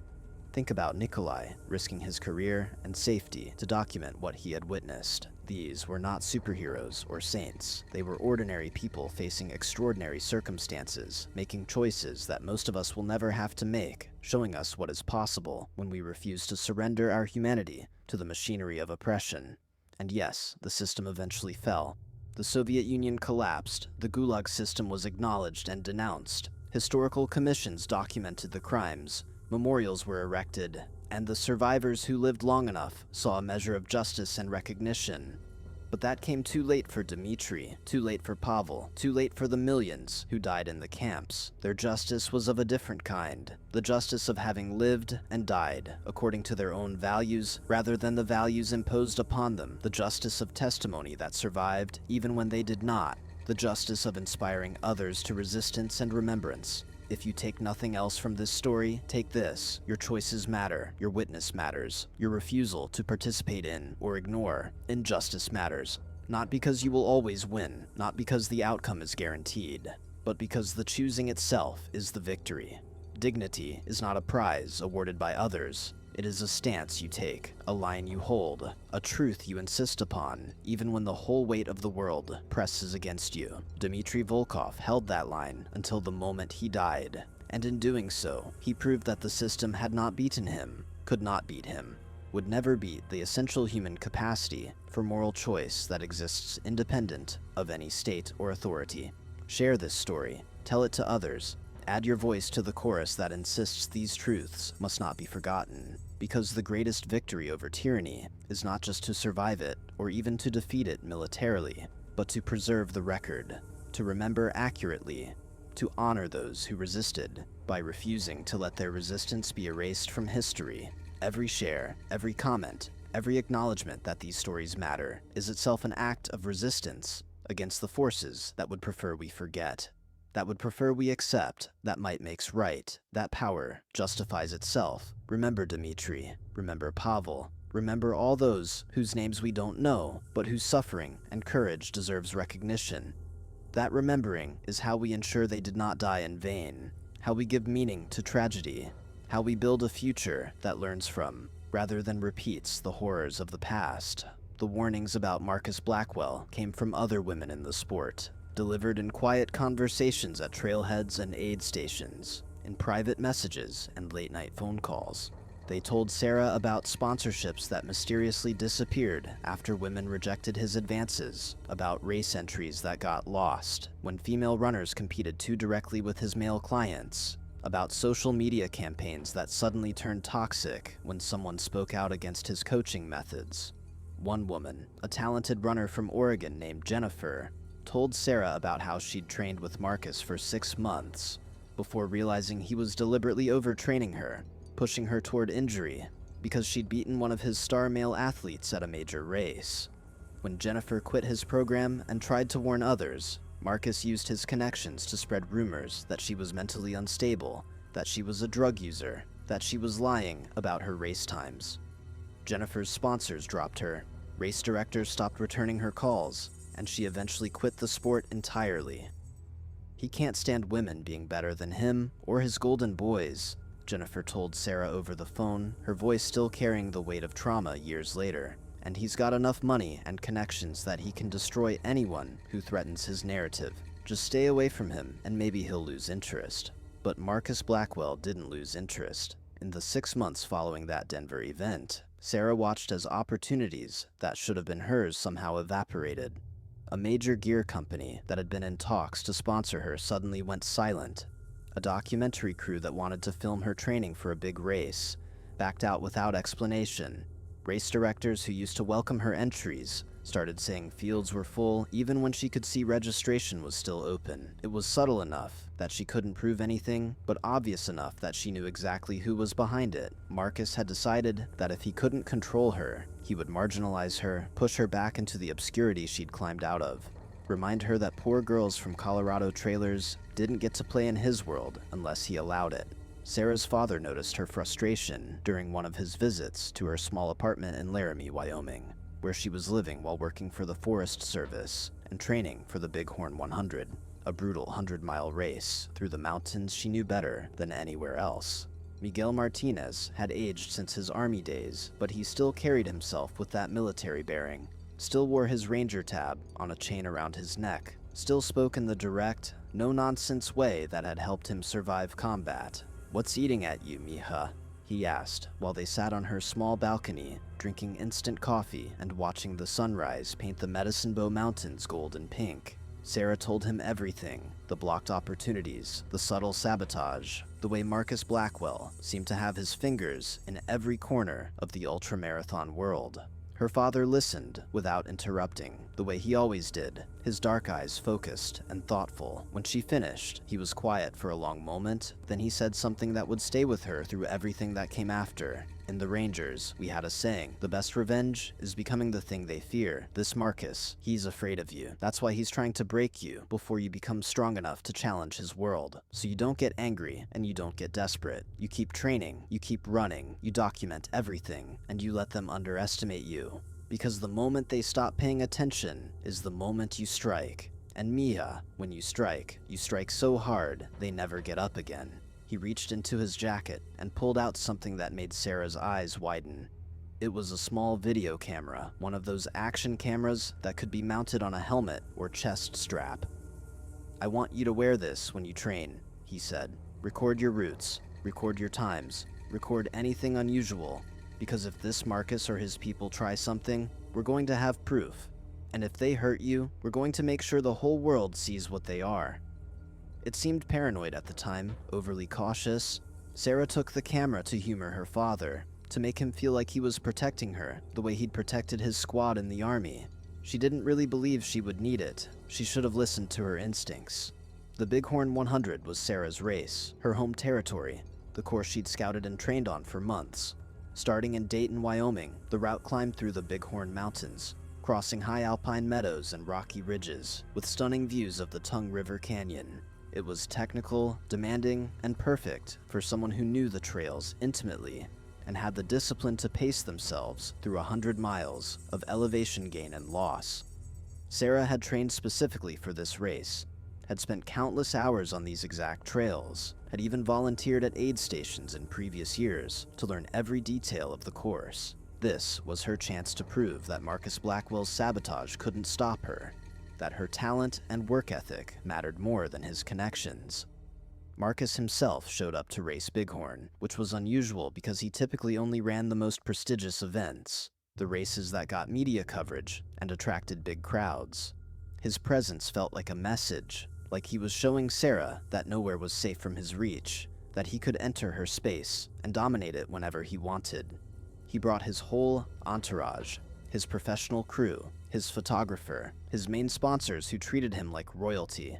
At the pre-race meeting, he made a show of greeting Sarah with exaggerated friendliness, putting his arm around her shoulders, while his photographer snapped pictures, saying loud enough for everyone to hear, "I love seeing local runners step up to challenge themselves at this level."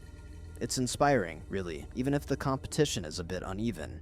The other elite runners, mostly men from Marcus's circle of wealthy athletes and sponsored professionals, laughed at the joke. Sarah felt her face flush, but kept her expression neutral. refusing to give him the reaction he wanted. Her father's words echoed in her head. Let them underestimate you. She wore the small action camera clipped to her hydration vest, a habit now, recording her race for her own review. It felt silly, like she was being paranoid, but something about Marcus's presence at this race made her uneasy in a way she couldn't quite articulate.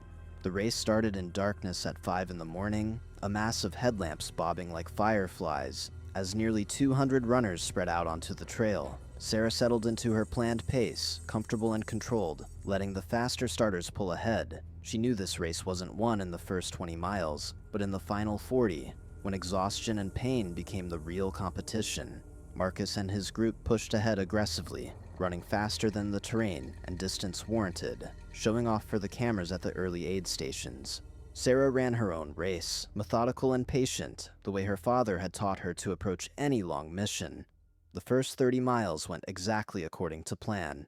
Sarah moved up gradually through the field as other runners burned out from their aggressive early pace, her legs feeling strong, her breathing controlled, her mind clear and focused. She passed through the Dry Fork aid station at mile 33, feeling better than she had in any previous 100-miler, on pace for a potential course record. The sun was fully up now, the June morning warming but not yet hot. The wildflowers in the high meadows creating carpets of purple and yellow that made the suffering feel worthwhile. This was why she ran. This was what Marcus Blackwell and his money could never buy. The pure, simple joy of moving through wilderness under her own power, of being strong and free and alive. At the Cow Camp aid station around mile 45, Sarah noticed Marcus sitting in a camp chair, looking unusually tired.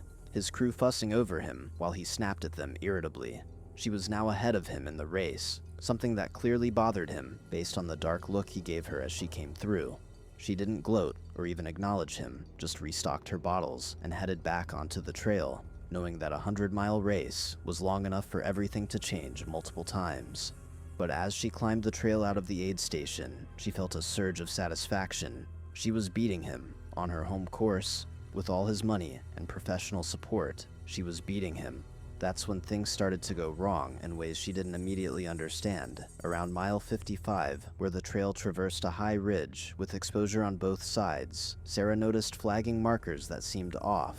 The course was normally marked with pink ribbons and small signs at any junction where runners might get confused. But here at a fork, where the main trail split from an old game path, the marker was pointing down the wrong trail. She stopped, confused, checking her mental map of the course against what she was seeing. The pink ribbon was definitely directing runners down the game path, which would lead away from the course and deeper into the wilderness. It had to be a mistake, something blown by wind or moved by an animal. Sarah took out her phone to check the GPS tracking app all runners were required to carry, but she was in a dead zone with no signal.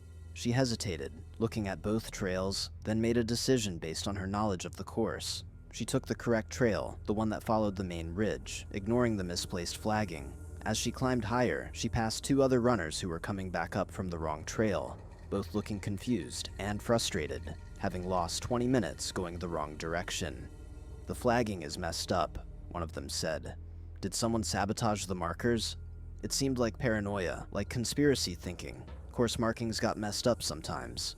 It happened, but then at mile 62, at a critical water station where runners could refill between aid stations, Sarah found the natural spring completely fouled. Someone had dumped something in the water source, turning it cloudy and giving it a chemical smell that made it clearly undrinkable. This spring was marked on all the course materials, was a known, reliable water source that runners counted on in the dry sections of the course. Without it, runners faced a dangerous 15-mile stretch between aid stations in increasing heat with no way to refill. Sarah had enough water to make it because she always carried more than necessary, but other runners wouldn't be so lucky. This wasn't an accident, this was deliberate. She reported it at the next aid station, but the volunteers looked at her like she was delusional from heat and exhaustion. "The spring is fine," they said. "Other runners have been through there, and nobody else mentioned any problems." But Sarah knew what she'd seen, knew the difference between natural mineral content and deliberate contamination. She pushed on, now feeling a growing sense of unease that had nothing to do with race fatigue, and everything to do with a creeping certainty that something was very wrong.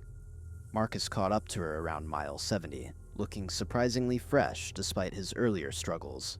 He ran alongside her for a few minutes, matching her pace, his presence feeling invasive in the solitude of the trail. "Having a good race?" he asked conversationally, as if they were friends out for a casual training run.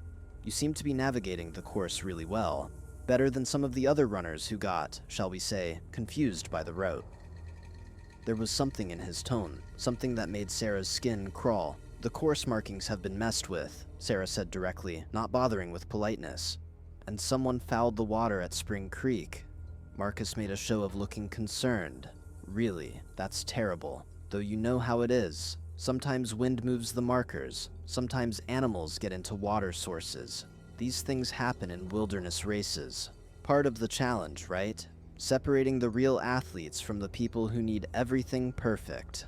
He said it lightly, like a joke, but his eyes were cold and calculating. Then he accelerated away from her, his expensive shoes kicking up dust, leaving Sarah alone with her growing dread. She tried to push the encounter out of her mind and focus on the race. She was at 72 miles now, still running well, still on pace for a possible course record despite the bizarre incidents. The trail descended into a canyon section where Tongue River ran through a narrow gorge, the sound of water echoing off rock walls, the temperature dropping as she entered the shade. This was one of Sarah's favorite sections of the course, technical and beautiful, requiring focus and skill to navigate the rocky trail that switched back down to a bridge crossing. She'd run this section dozens of times in training. She knew every rock and route. That's why she immediately noticed that the bridge, a sturdy wooden structure that had been there for years and was regularly maintained by the Forest Service, was gone. Not collapsed, not washed out by spring runoff, but deliberately removed, the support posts cut clean, and the planks stacked neatly on the far side of the river. Someone had taken apart the bridge and left runners with no safe way to cross. The Tongue River was running high and fast with snowmelt, the water cold enough to cause hypothermia, the current strong enough to sweep away anyone who tried to wade across. This wasn't a course maintenance issue. This was sabotage on a scale that could get someone killed. Sarah stood at the river's edge, her heart pounding with a mixture of exhaustion and real fear. She could try to cross, could risk the cold water and strong current, but it would be dangerous even for someone fresh. After 73 miles of running, with her body depleted and her reflexes slowed, attempting the crossing could be fatal. She looked around for any other runners, any witnesses, but the canyon was empty and silent except for the rushing water. She was completely alone. That's when she heard the sound that would change everything. It was a deep, huffing grunt coming from upstream, from the heavy brush that grew along the riverbank. Sarah froze, every instinct suddenly screaming danger in a way that had nothing to do with sabotage or competition. She knew that sound. Every trail runner who spent time in grizzly country knew that sound. It was a bear, a big one, and it was close. The grizzly emerged from the brush like something from a nightmare, massive and powerful, its brown fur tipped with silver in the late afternoon sun. It was a female, Sarah realized with sinking horror, which meant cubs were likely nearby, which meant the bear would be hyper-aggressive and protective. The bear hadn't noticed her yet, was focused on something in the brush, but Sarah knew with absolute certainty that she had seconds to make a decision that would determine whether she lived or died. Running was the worst option. It would trigger the bear's chase instinct, and no human alive could outrun a grizzly. Making noise to scare it off might work if it wasn't a mother with cubs, but could also provoke an attack. Staying still and hoping the bear moved on was a gamble that required more time than she might have. Sarah made a decision based on years of wilderness experience and her father's training. She slowly, carefully reached for her bear spray, the canister holstered on her chest strap, where all backcountry runners carried it. But as her fingers closed around the canister, she heard something that made her blood run cold. Voices, human voices, coming down the trail behind her. Other runners were approaching, unaware of the grizzly, about to stumble into a situation that could turn deadly in seconds. The bear heard the voices too. Its head swung around, its small eyes focusing on Sarah, and she saw the exact moment when the animal decided she was a threat. Time seemed to slow, the way it does in moments of extreme crisis, and Sarah had just enough time to think, "This is how I die," before the grizzly charged. 700 pounds of muscle and rage covered the 30 yards between them in seconds. Sarah did the only thing she could do. She dropped to the ground, curled into a tight ball with her hands locked behind her neck, protecting her vital organs, making herself as small and non-threatening as possible. She heard the other runners screaming, heard the thunder of the grizzly's approach, and then the bear was on her.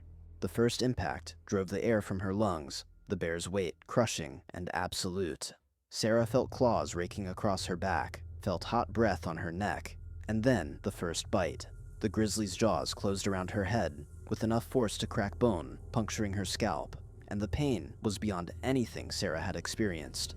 She could hear her own skull creaking under the pressure, could feel blood running down her face, could taste it in her mouth.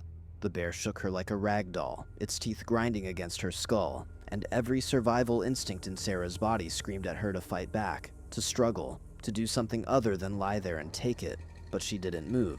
She stayed curled in her defensive position, hands locked behind her neck, body rigid with terror and discipline, because moving meant dying.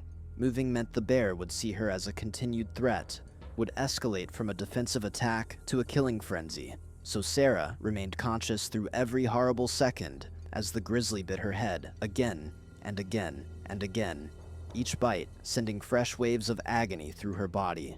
She could hear the other runners shouting, could hear someone firing their bear spray, could hear the chaos around her, but couldn't see anything except blood and darkness. The attack lasted less than 2 minutes, but felt like hours. Finally, the bear released her and backed away, huffing and growling, but no longer actively attacking. Sarah remained motionless, barely breathing, certain that any movement would bring the bear back. She heard footsteps running away, heard more shouting, and then silence except for her own labored breathing and the sound of the river. She didn't know how long she lay there before she dared to move. Minutes, maybe longer.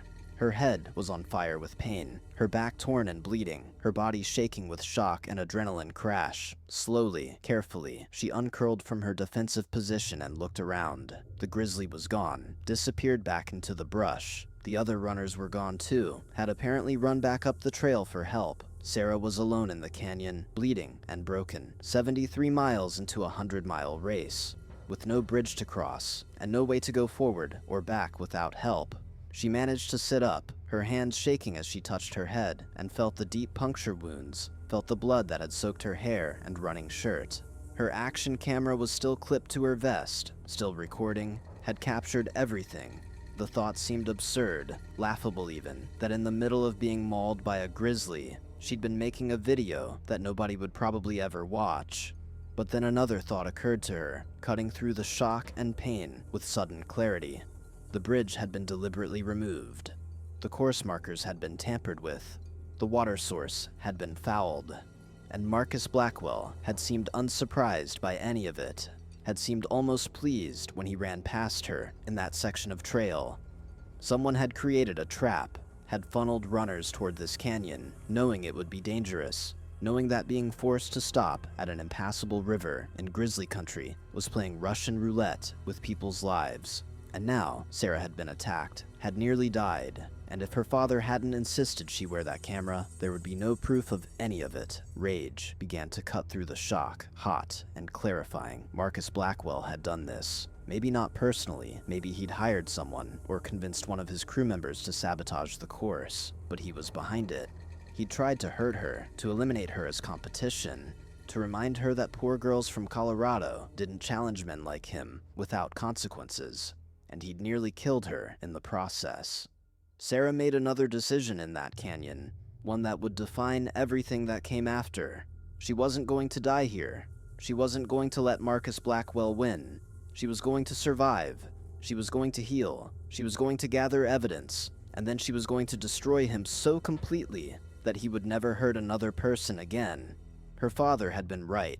The best revenge was becoming the thing they feared, and Marcus Blackwell was about to learn what it meant to underestimate Sarah Martinez. She activated her emergency beacon, the GPS locator that would bring search and rescue to her location. Then she waited, bleeding and shaking, but alive, conscious and aware, already planning her next moves, even as her body went into shock. The camera was still recording. It had captured the sabotaged bridge, had captured the Grizzly attack, had captured everything.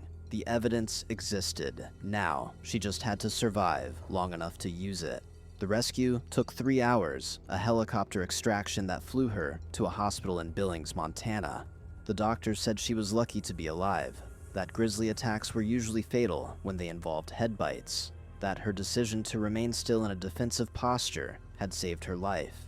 They put 78 staples in her scalp, treated her for a concussion and blood loss, and told her she'd need months of physical therapy to recover from the trauma to her back and shoulders.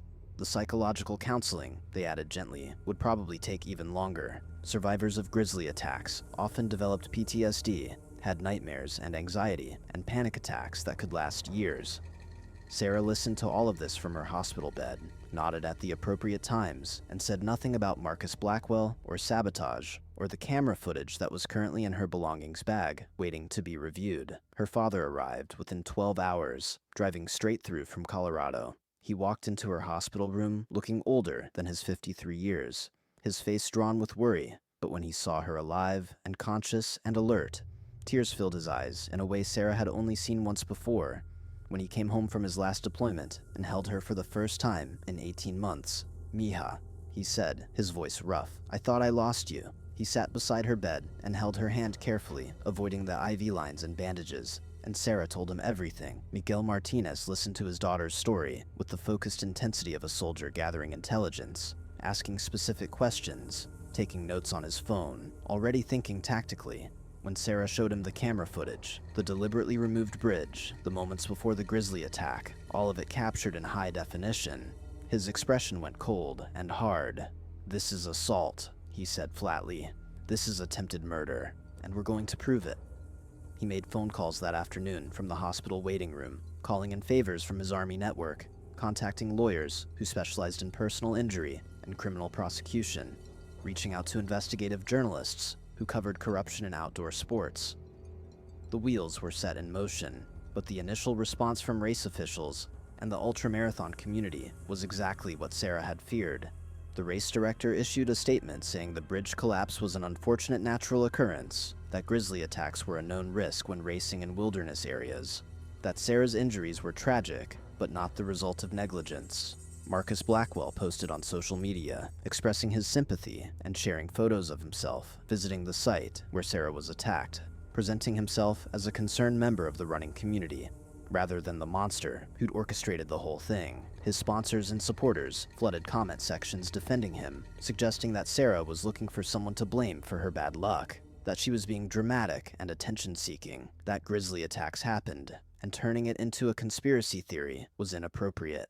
The gaslighting was systematic and overwhelming. Other runners who had experienced the tampered course markers or fouled water were either too afraid to speak up or convince themselves it had been coincidence. The volunteers at aid stations either didn't remember Sarah's reports or suggested she'd been confused from exhaustion. Even the search and rescue team that had extracted her suggested that trauma sometimes makes people imagine things, that there was no evidence the bridge had been deliberately removed rather than failing naturally. Sarah felt like she was screaming into a void, like the truth was being buried under a coordinated campaign to protect Marcus Blackwell and his wealthy, powerful friends. But Sarah hadn't grown up poor without learning persistence.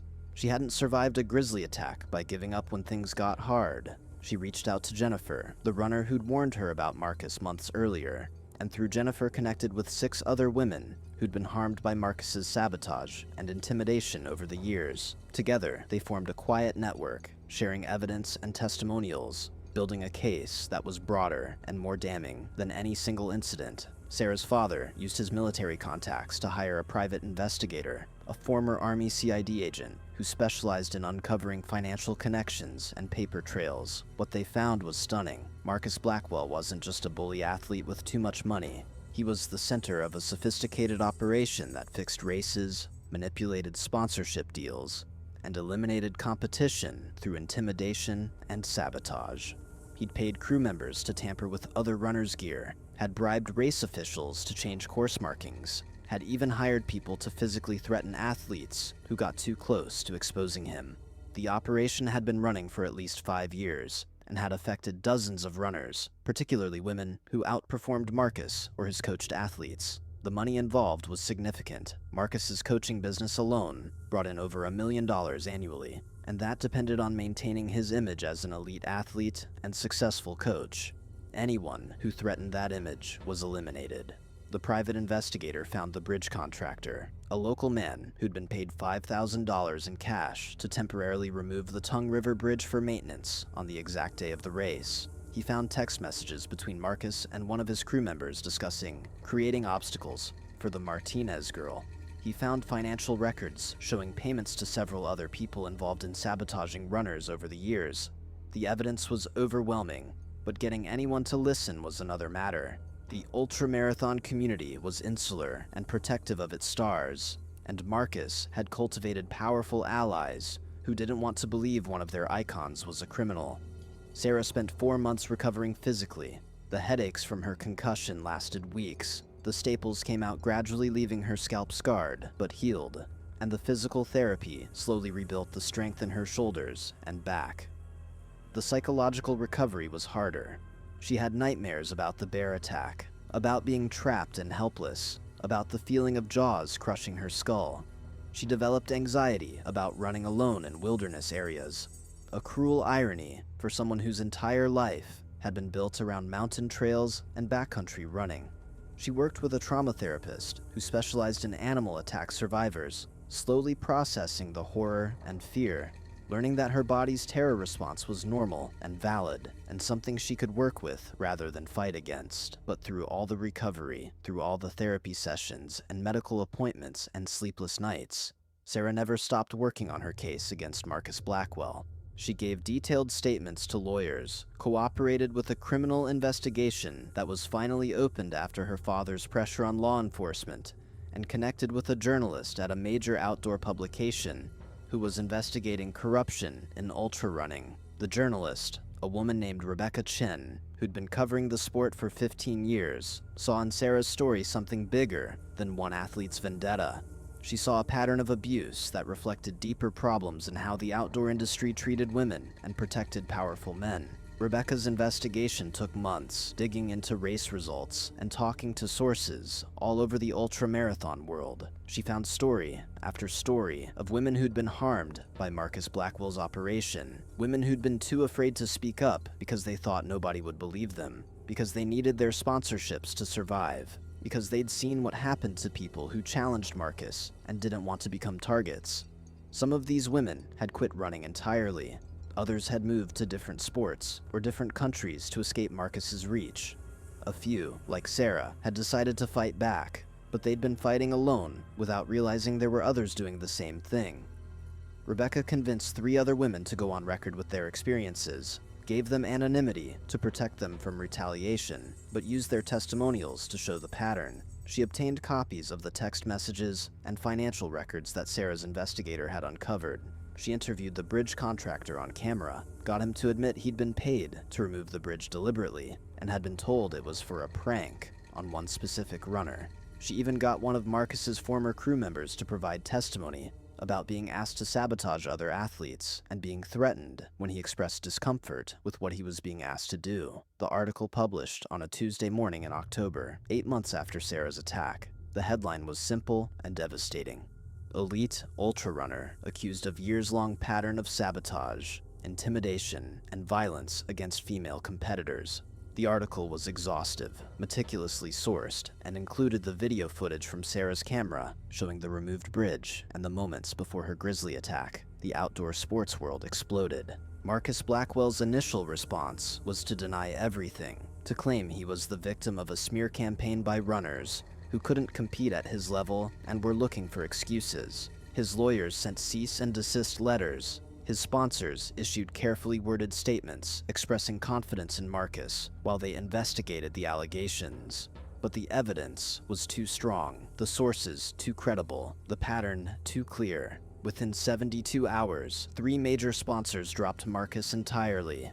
Within a week, race directors were banning him from events. Within 2 weeks, several of his former clients were speaking out about questionable coaching practices and possible doping violations. The empire Marcus had built through money and intimidation was collapsing. The criminal investigation moved forward with new urgency now that the case had public attention. The local district attorney in Wyoming, pressured by national media coverage and anger from the running community, filed charges against Marcus Blackwell for assault, reckless endangerment, and conspiracy to commit fraud in connection with the Bighorn 100 race sabotage. Federal investigators got involved when evidence emerged of wire fraud related to Marcus's coaching business and possible RICO violations from the organized nature of his sabotage operation over multiple states and races. What had started as Sarah fighting back against one bully became a full-scale investigation into corruption in ultramarathon sports. The preliminary hearings were covered by major media outlets, not just running publications, but mainstream news that saw in the story something that resonated beyond just sports. The tale of a wealthy, privileged man using his resources to harm women who challenged his dominance, and a working-class survivor who refused to be silenced. Sarah attended every hearing, her father beside her, both of them dressed simply and speaking carefully to any reporter who asked. Sarah didn't perform for cameras or give dramatic speeches. She just told the truth, calmly and clearly, about what Marcus had done and why it mattered. "This isn't about revenge," she said in one interview that went viral. "This is about accountability. This is about making sure no other runner has to go through what I went through, what all those other women went through. We deserve to compete safely. We deserve to be protected from people who see us as obstacles to eliminate rather than fellow athletes to respect." The trial itself was scheduled for the following spring, giving prosecutors time to build their case, and for Marcus's legal team to mount a defense. But as the evidence mounted, as more witnesses came forward, as the full scope of Marcus's operation became clear, even his expensive lawyers began to hint at plea deals.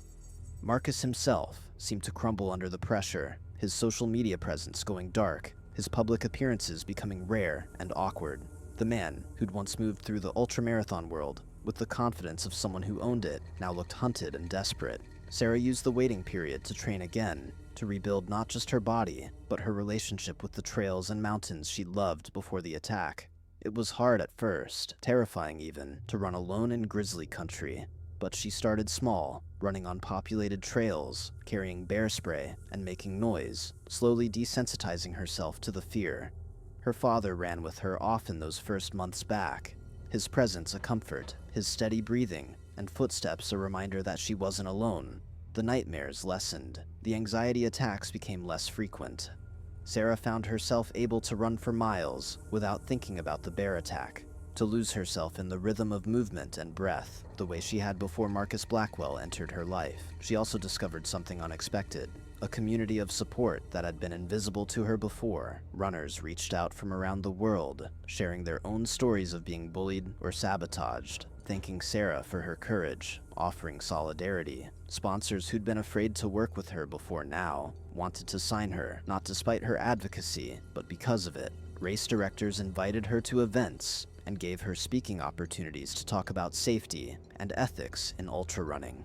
Sarah realized that by fighting back against Marcus, she'd accidentally become a leader in a movement to reform the sport she loved, to make it more inclusive and safe and accountable. The plea deal came through in February. Marcus Blackwell agreed to plead guilty to assault, reckless endangerment, and fraud charges in exchange for the federal charges being dropped and a recommended sentence of 6 years in federal prison, with possibility of parole after 4. It wasn't as much as Sarah wanted. She would have preferred a trial where every detail of Marcus's crimes was exposed publicly, but her lawyers and the prosecutors explained that a plea deal guaranteed a conviction and avoided the risk of an acquittal if something went wrong at trial. More importantly, as part of the plea agreement, Marcus had to provide full cooperation with ongoing investigations into race fixing and doping in ultra running, had to forfeit all his coaching business assets, and had to pay restitution to his victims, including Sarah. The sentencing hearing was held in March in a federal courthouse in Cheyenne, Wyoming. The courtroom was packed with runners, journalists, and supporters. Sarah sat in the front row with her father on one side, and Rebecca Chen, the journalist who'd broken the story, on the other. Marcus was brought in wearing an orange jumpsuit, his hands cuffed, looking nothing like the confident athlete who dominated ultramarathon starting lines for years. He looked small and beaten and afraid, and Sarah felt a complicated mix of satisfaction and pity. She'd won. He was going to prison, but seeing him reduced to this hollow version of himself didn't bring the joy she thought it would. The judge, a stern woman in her 60s named Patricia Morrison, read through the charges and asked if Marcus understood his plea agreement. Marcus said yes, in a voice barely above a whisper. Judge Morrison then did something Sarah wasn't expecting. She asked if Sarah wanted to make a victim impact statement before sentencing. Sarah looked at her father, who nodded encouragement, then stood and walked to the microphone set up for witnesses. "Your Honor," Sarah began, her voice steady despite the emotion churning inside her. "Marcus Blackwell nearly killed me. He paid someone to sabotage a race course, creating conditions that led directly to my being attacked by a grizzly bear. I have 78 staples worth of scars on my head from that attack. I have nightmares. I have anxiety. I had to relearn how to trust the wilderness that was my home and sanctuary. But the physical and psychological damage to me is only part of what Marcus did. He hurt dozens of other women over many years. He used his wealth and connections to silence, intimidate, and sabotage anyone who threatened his ego or his business interests. He corrupted a sport that's supposed to be about personal excellence and pushing human limits, turned it into something ugly and cruel. And he did all of it because he couldn't stand the idea of women being better than him, of people from humble backgrounds proving that money and privilege don't determine who's strongest." Sarah paused, looking directly at Marcus for the first time. He wouldn't meet her eyes. "But here's what Marcus didn't understand," she continued. "You can't break someone who's already been tested by life in ways you can't imagine. Growing up poor taught me resilience that no trust fund could buy. Having a father who served in the Army Rangers taught me discipline and honor. Running 100-mile races taught me that pain is temporary, but character is permanent. Marcus tried to destroy me because he thought I was weak, thought I was vulnerable, thought I was someone who could be intimidated into silence. He was wrong about all of that, and now he's going to have years in prison to think about that mistake." Sarah took a breath, feeling the weight of the moment. "I don't forgive him. I'm not sure I ever will, but I hope that he uses his time in prison to understand the harm he's caused, to think about the person he could have been if he'd used his advantages to lift people up instead of tearing them down. And I hope that the running community takes this case seriously, that we make real changes to protect athletes from people like Marcus, that we build systems where accountability matters more than money or fame. That's the only way any of this means something. Thank you, Your Honor." The courtroom was silent when Sarah finished speaking. Judge Morrison nodded, made notes, then delivered Marcus's sentence: 6 years in federal prison with no possibility of parole before serving 4 full years, followed by 3 years of supervised release, forfeiture of all assets from his coaching business, and restitution totaling $250,000 to be divided among his proven victims. "Mr. Blackwell," the judge said, her voice cold, "you had every advantage in life: money, education, athletic ability, connections. You could have been a leader in your sport, could have used your platform to help other runners, could have contributed something positive to the world. Instead, you chose to use your advantages as weapons against people you perceived as threats. You chose cruelty over kindness, intimidation over integrity. You endangered lives for your ego. That is unforgivable, and the court hopes that your time in federal prison will give you opportunity to reflect on the destruction you've caused and the man you need to become if you ever want to be a productive member of society again." This hearing is adjourned. Marcus was led out by federal marshals, and Sarah felt her father's hand on her shoulder, felt Rebecca's quiet congratulations, felt the weight of dozens of other runners who'd come to support her. But more than anything, she felt a profound sense of relief mixed with emptiness. The fight was over. Justice, imperfect but real, had been served. Marcus Blackwell would spend years behind bars. But Sarah's scars, both visible and invisible, would take longer than 6 years to fully heal. The aftermath of the trial brought changes Sarah hadn't anticipated. 2 of Marcus's former sponsors, major outdoor brands worth billions, faced their own reckonings when journalists discovered internal documents showing they'd known about allegations against Marcus for years and had chosen to ignore them to protect their investment. Shareholder lawsuits were filed, executive resignations followed. The ultramarathon community began implementing new safety protocols for races, including mandatory course inspection by independent observers, better emergency communication systems, and formal processes for reporting sabotage or misconduct. It wasn't perfect, but it was progress. Several race directors reached out to Sarah, asking her to consult on safety procedures. She agreed, seeing it as a way to channel her trauma into something constructive. She worked with law enforcement and wilderness safety experts to develop guidelines for running events in areas with predator populations, ensuring that future runners wouldn't face the same dangers she had. She spoke at conferences and clinics about her experience, not dwelling on the horror, but focusing on the importance of accountability and community support when things go wrong. One of the other women who'd been victimized by Marcus, a talented runner named Angela from California, became a close friend. Angela had lost sponsorships and nearly lost her marriage when Marcus spread lies about her having an affair with a race director after she beat one of his coached athletes. Together, Sarah and Angela started a nonprofit organization called Safe Trails, focused on supporting athletes who faced harassment, intimidation, or sabotage in outdoor sports. They raised money through races and speaking engagements, used it to provide legal support to victims and fund safety initiatives. It gave them both purpose, turned their pain into power, their victimhood into advocacy. Sarah's own running career found new life in unexpected ways. She wasn't sure she wanted to race again after everything that had happened, wasn't sure she could handle the pressure or exposure or memories that competition would bring. But 9 months after the trial, she signed up for the Hard Rock 100, one of the most prestigious and difficult ultramarathons in the world, running through the San Juan Mountains of Colorado, not far from where she'd grown up. She trained carefully, methodically, with her father's voice in her head, reminding her that discipline was the poor person's superpower, that pain was temporary, that she was stronger than anything life could throw at her. The race was brutal, as always. 100 miles, with over 33,000 feet of elevation gain, much of it above 11,000 feet, crossing exposed ridges and navigating technical trails that required absolute focus. But Sarah ran her race, patient and controlled, moving through the field as others burned out, running through the night with her headlamp casting shadows on ancient rocks, climbing into the Alpine at dawn, with the peaks turning gold and pink around her. At mile 87, on a high ridge, with the entire San Juan Range visible in every direction, Sarah felt something break open inside her chest, a release of tension and fear and anger she'd been carrying for over a year.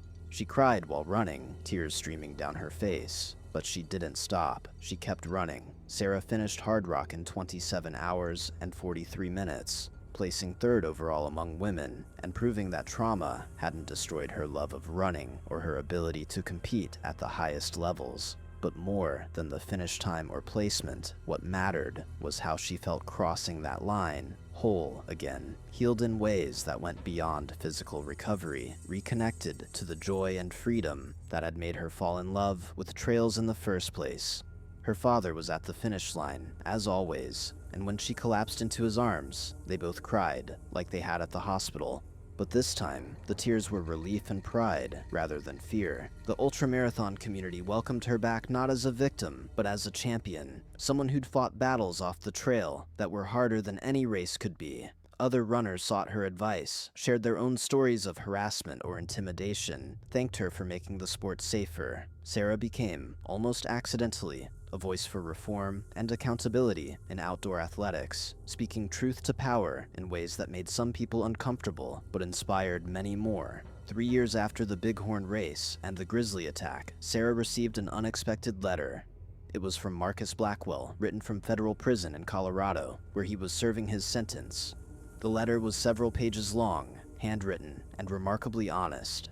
Marcus wrote about his time in prison, about the therapy he was required to attend, about confronting the insecurity and rage that had driven him to hurt so many people. He wrote about his childhood, about a father who measured love in achievement and money, about learning that his worth was tied to winning rather than being a decent human. He didn't make excuses, didn't ask for forgiveness, but he acknowledged the specific harm he'd caused to Sarah, and apologized without qualifications or justifications. "I can't undo what I did to you," Marcus wrote. "I can't give you back the months of pain and fear. I can't erase your scars or your nightmares. I can't restore the sense of safety and joy you felt on trails before I took that from you.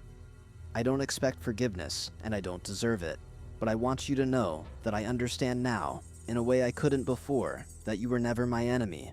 You were just a talented person trying to live your life, and I saw you as a threat because I was so broken inside that anyone's success felt like my failure. I'm working on becoming someone different, someone better, someone who doesn't need to hurt others to feel strong. I don't know if I'll succeed, but I wanted you to know I'm trying. And I wanted you to know that you didn't deserve any of what I did to you. Nobody did. I hope you're running again. I hope you're happy. You earned that more than anyone I know. Marcus." Sarah read the letter multiple times, sitting on her porch in Laramie with coffee cooling in her hand, and the morning sun warming her scarred face. She didn't know how to feel about it. Part of her wanted to tear the letter up, to throw it away, and never think about Marcus Blackwell again. But another part recognized something genuine in his words, something that suggested real change was possible, even for people who'd done terrible things.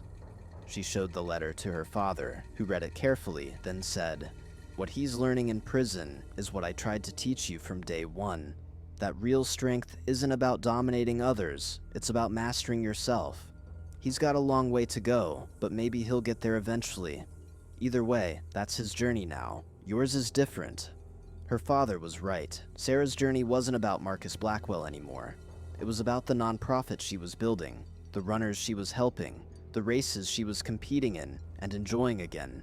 It was about the speaking engagements where she shared her story and watched young women realize that they didn't have to accept abuse or intimidation as the price of competing. It was about the changes happening in ultrarunning, slowly but surely making the sport safer and more accountable. It was about reclaiming her life from the shadow that Marcus's actions had cast over it. Sarah never responded to Marcus's letter, but she kept it filed away in a folder with all the other documents from that terrible year. Not because she wanted to dwell on the past, but because it was evidence of something important, that even people who cause tremendous harm can grow and change, even if that growth doesn't absolve them of what they did. Marcus would serve his time, would eventually be released, would have to build a new life with the weight of his crimes always hanging over him. That was his burden to carry.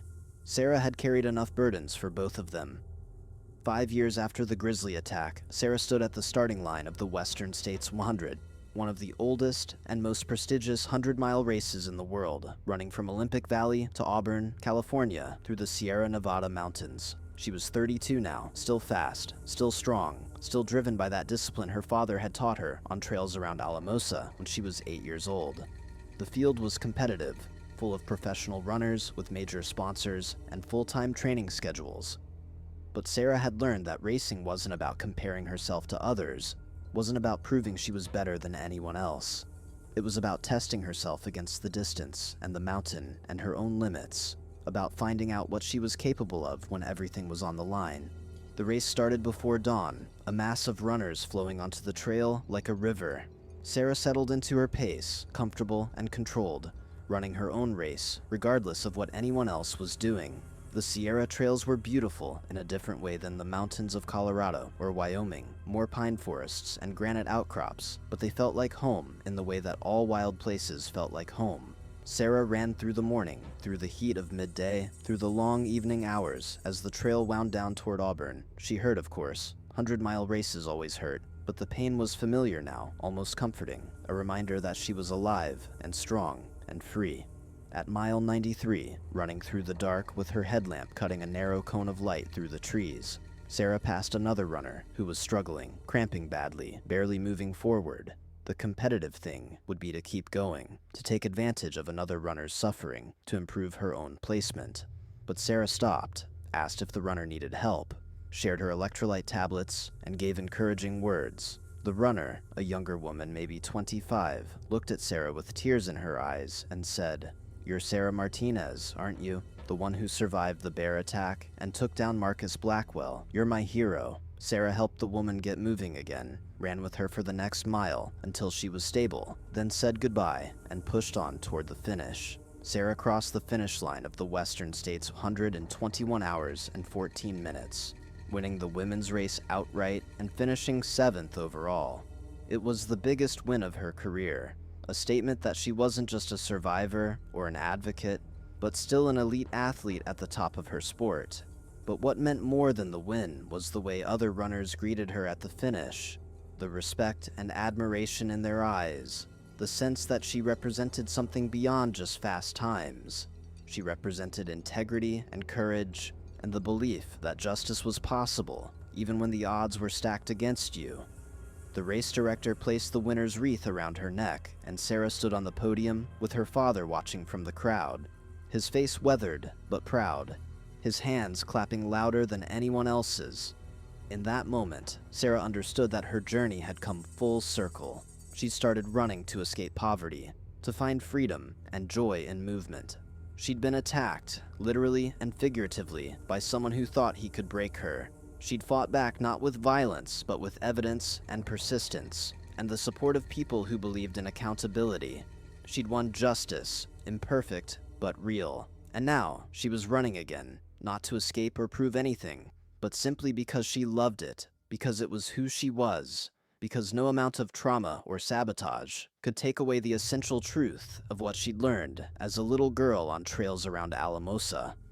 That discipline was power, that pain was temporary, that strength came not from dominating others, but from mastering yourself. The story of Sarah Martinez and Marcus Blackwell became something of a legend in the ultramarathon world, told and retold as a cautionary tale about the corruption of privilege and the power of accountability.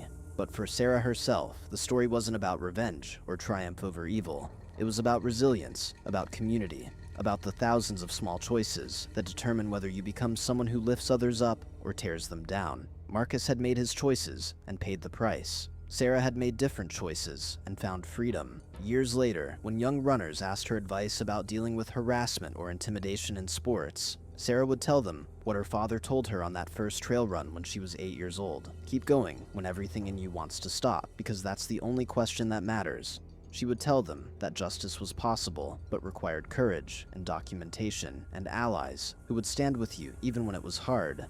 She would tell them that trauma didn't define you, that scars could be evidence of strength rather than weakness, that surviving wasn't the same as thriving, but surviving was the necessary first step toward everything else.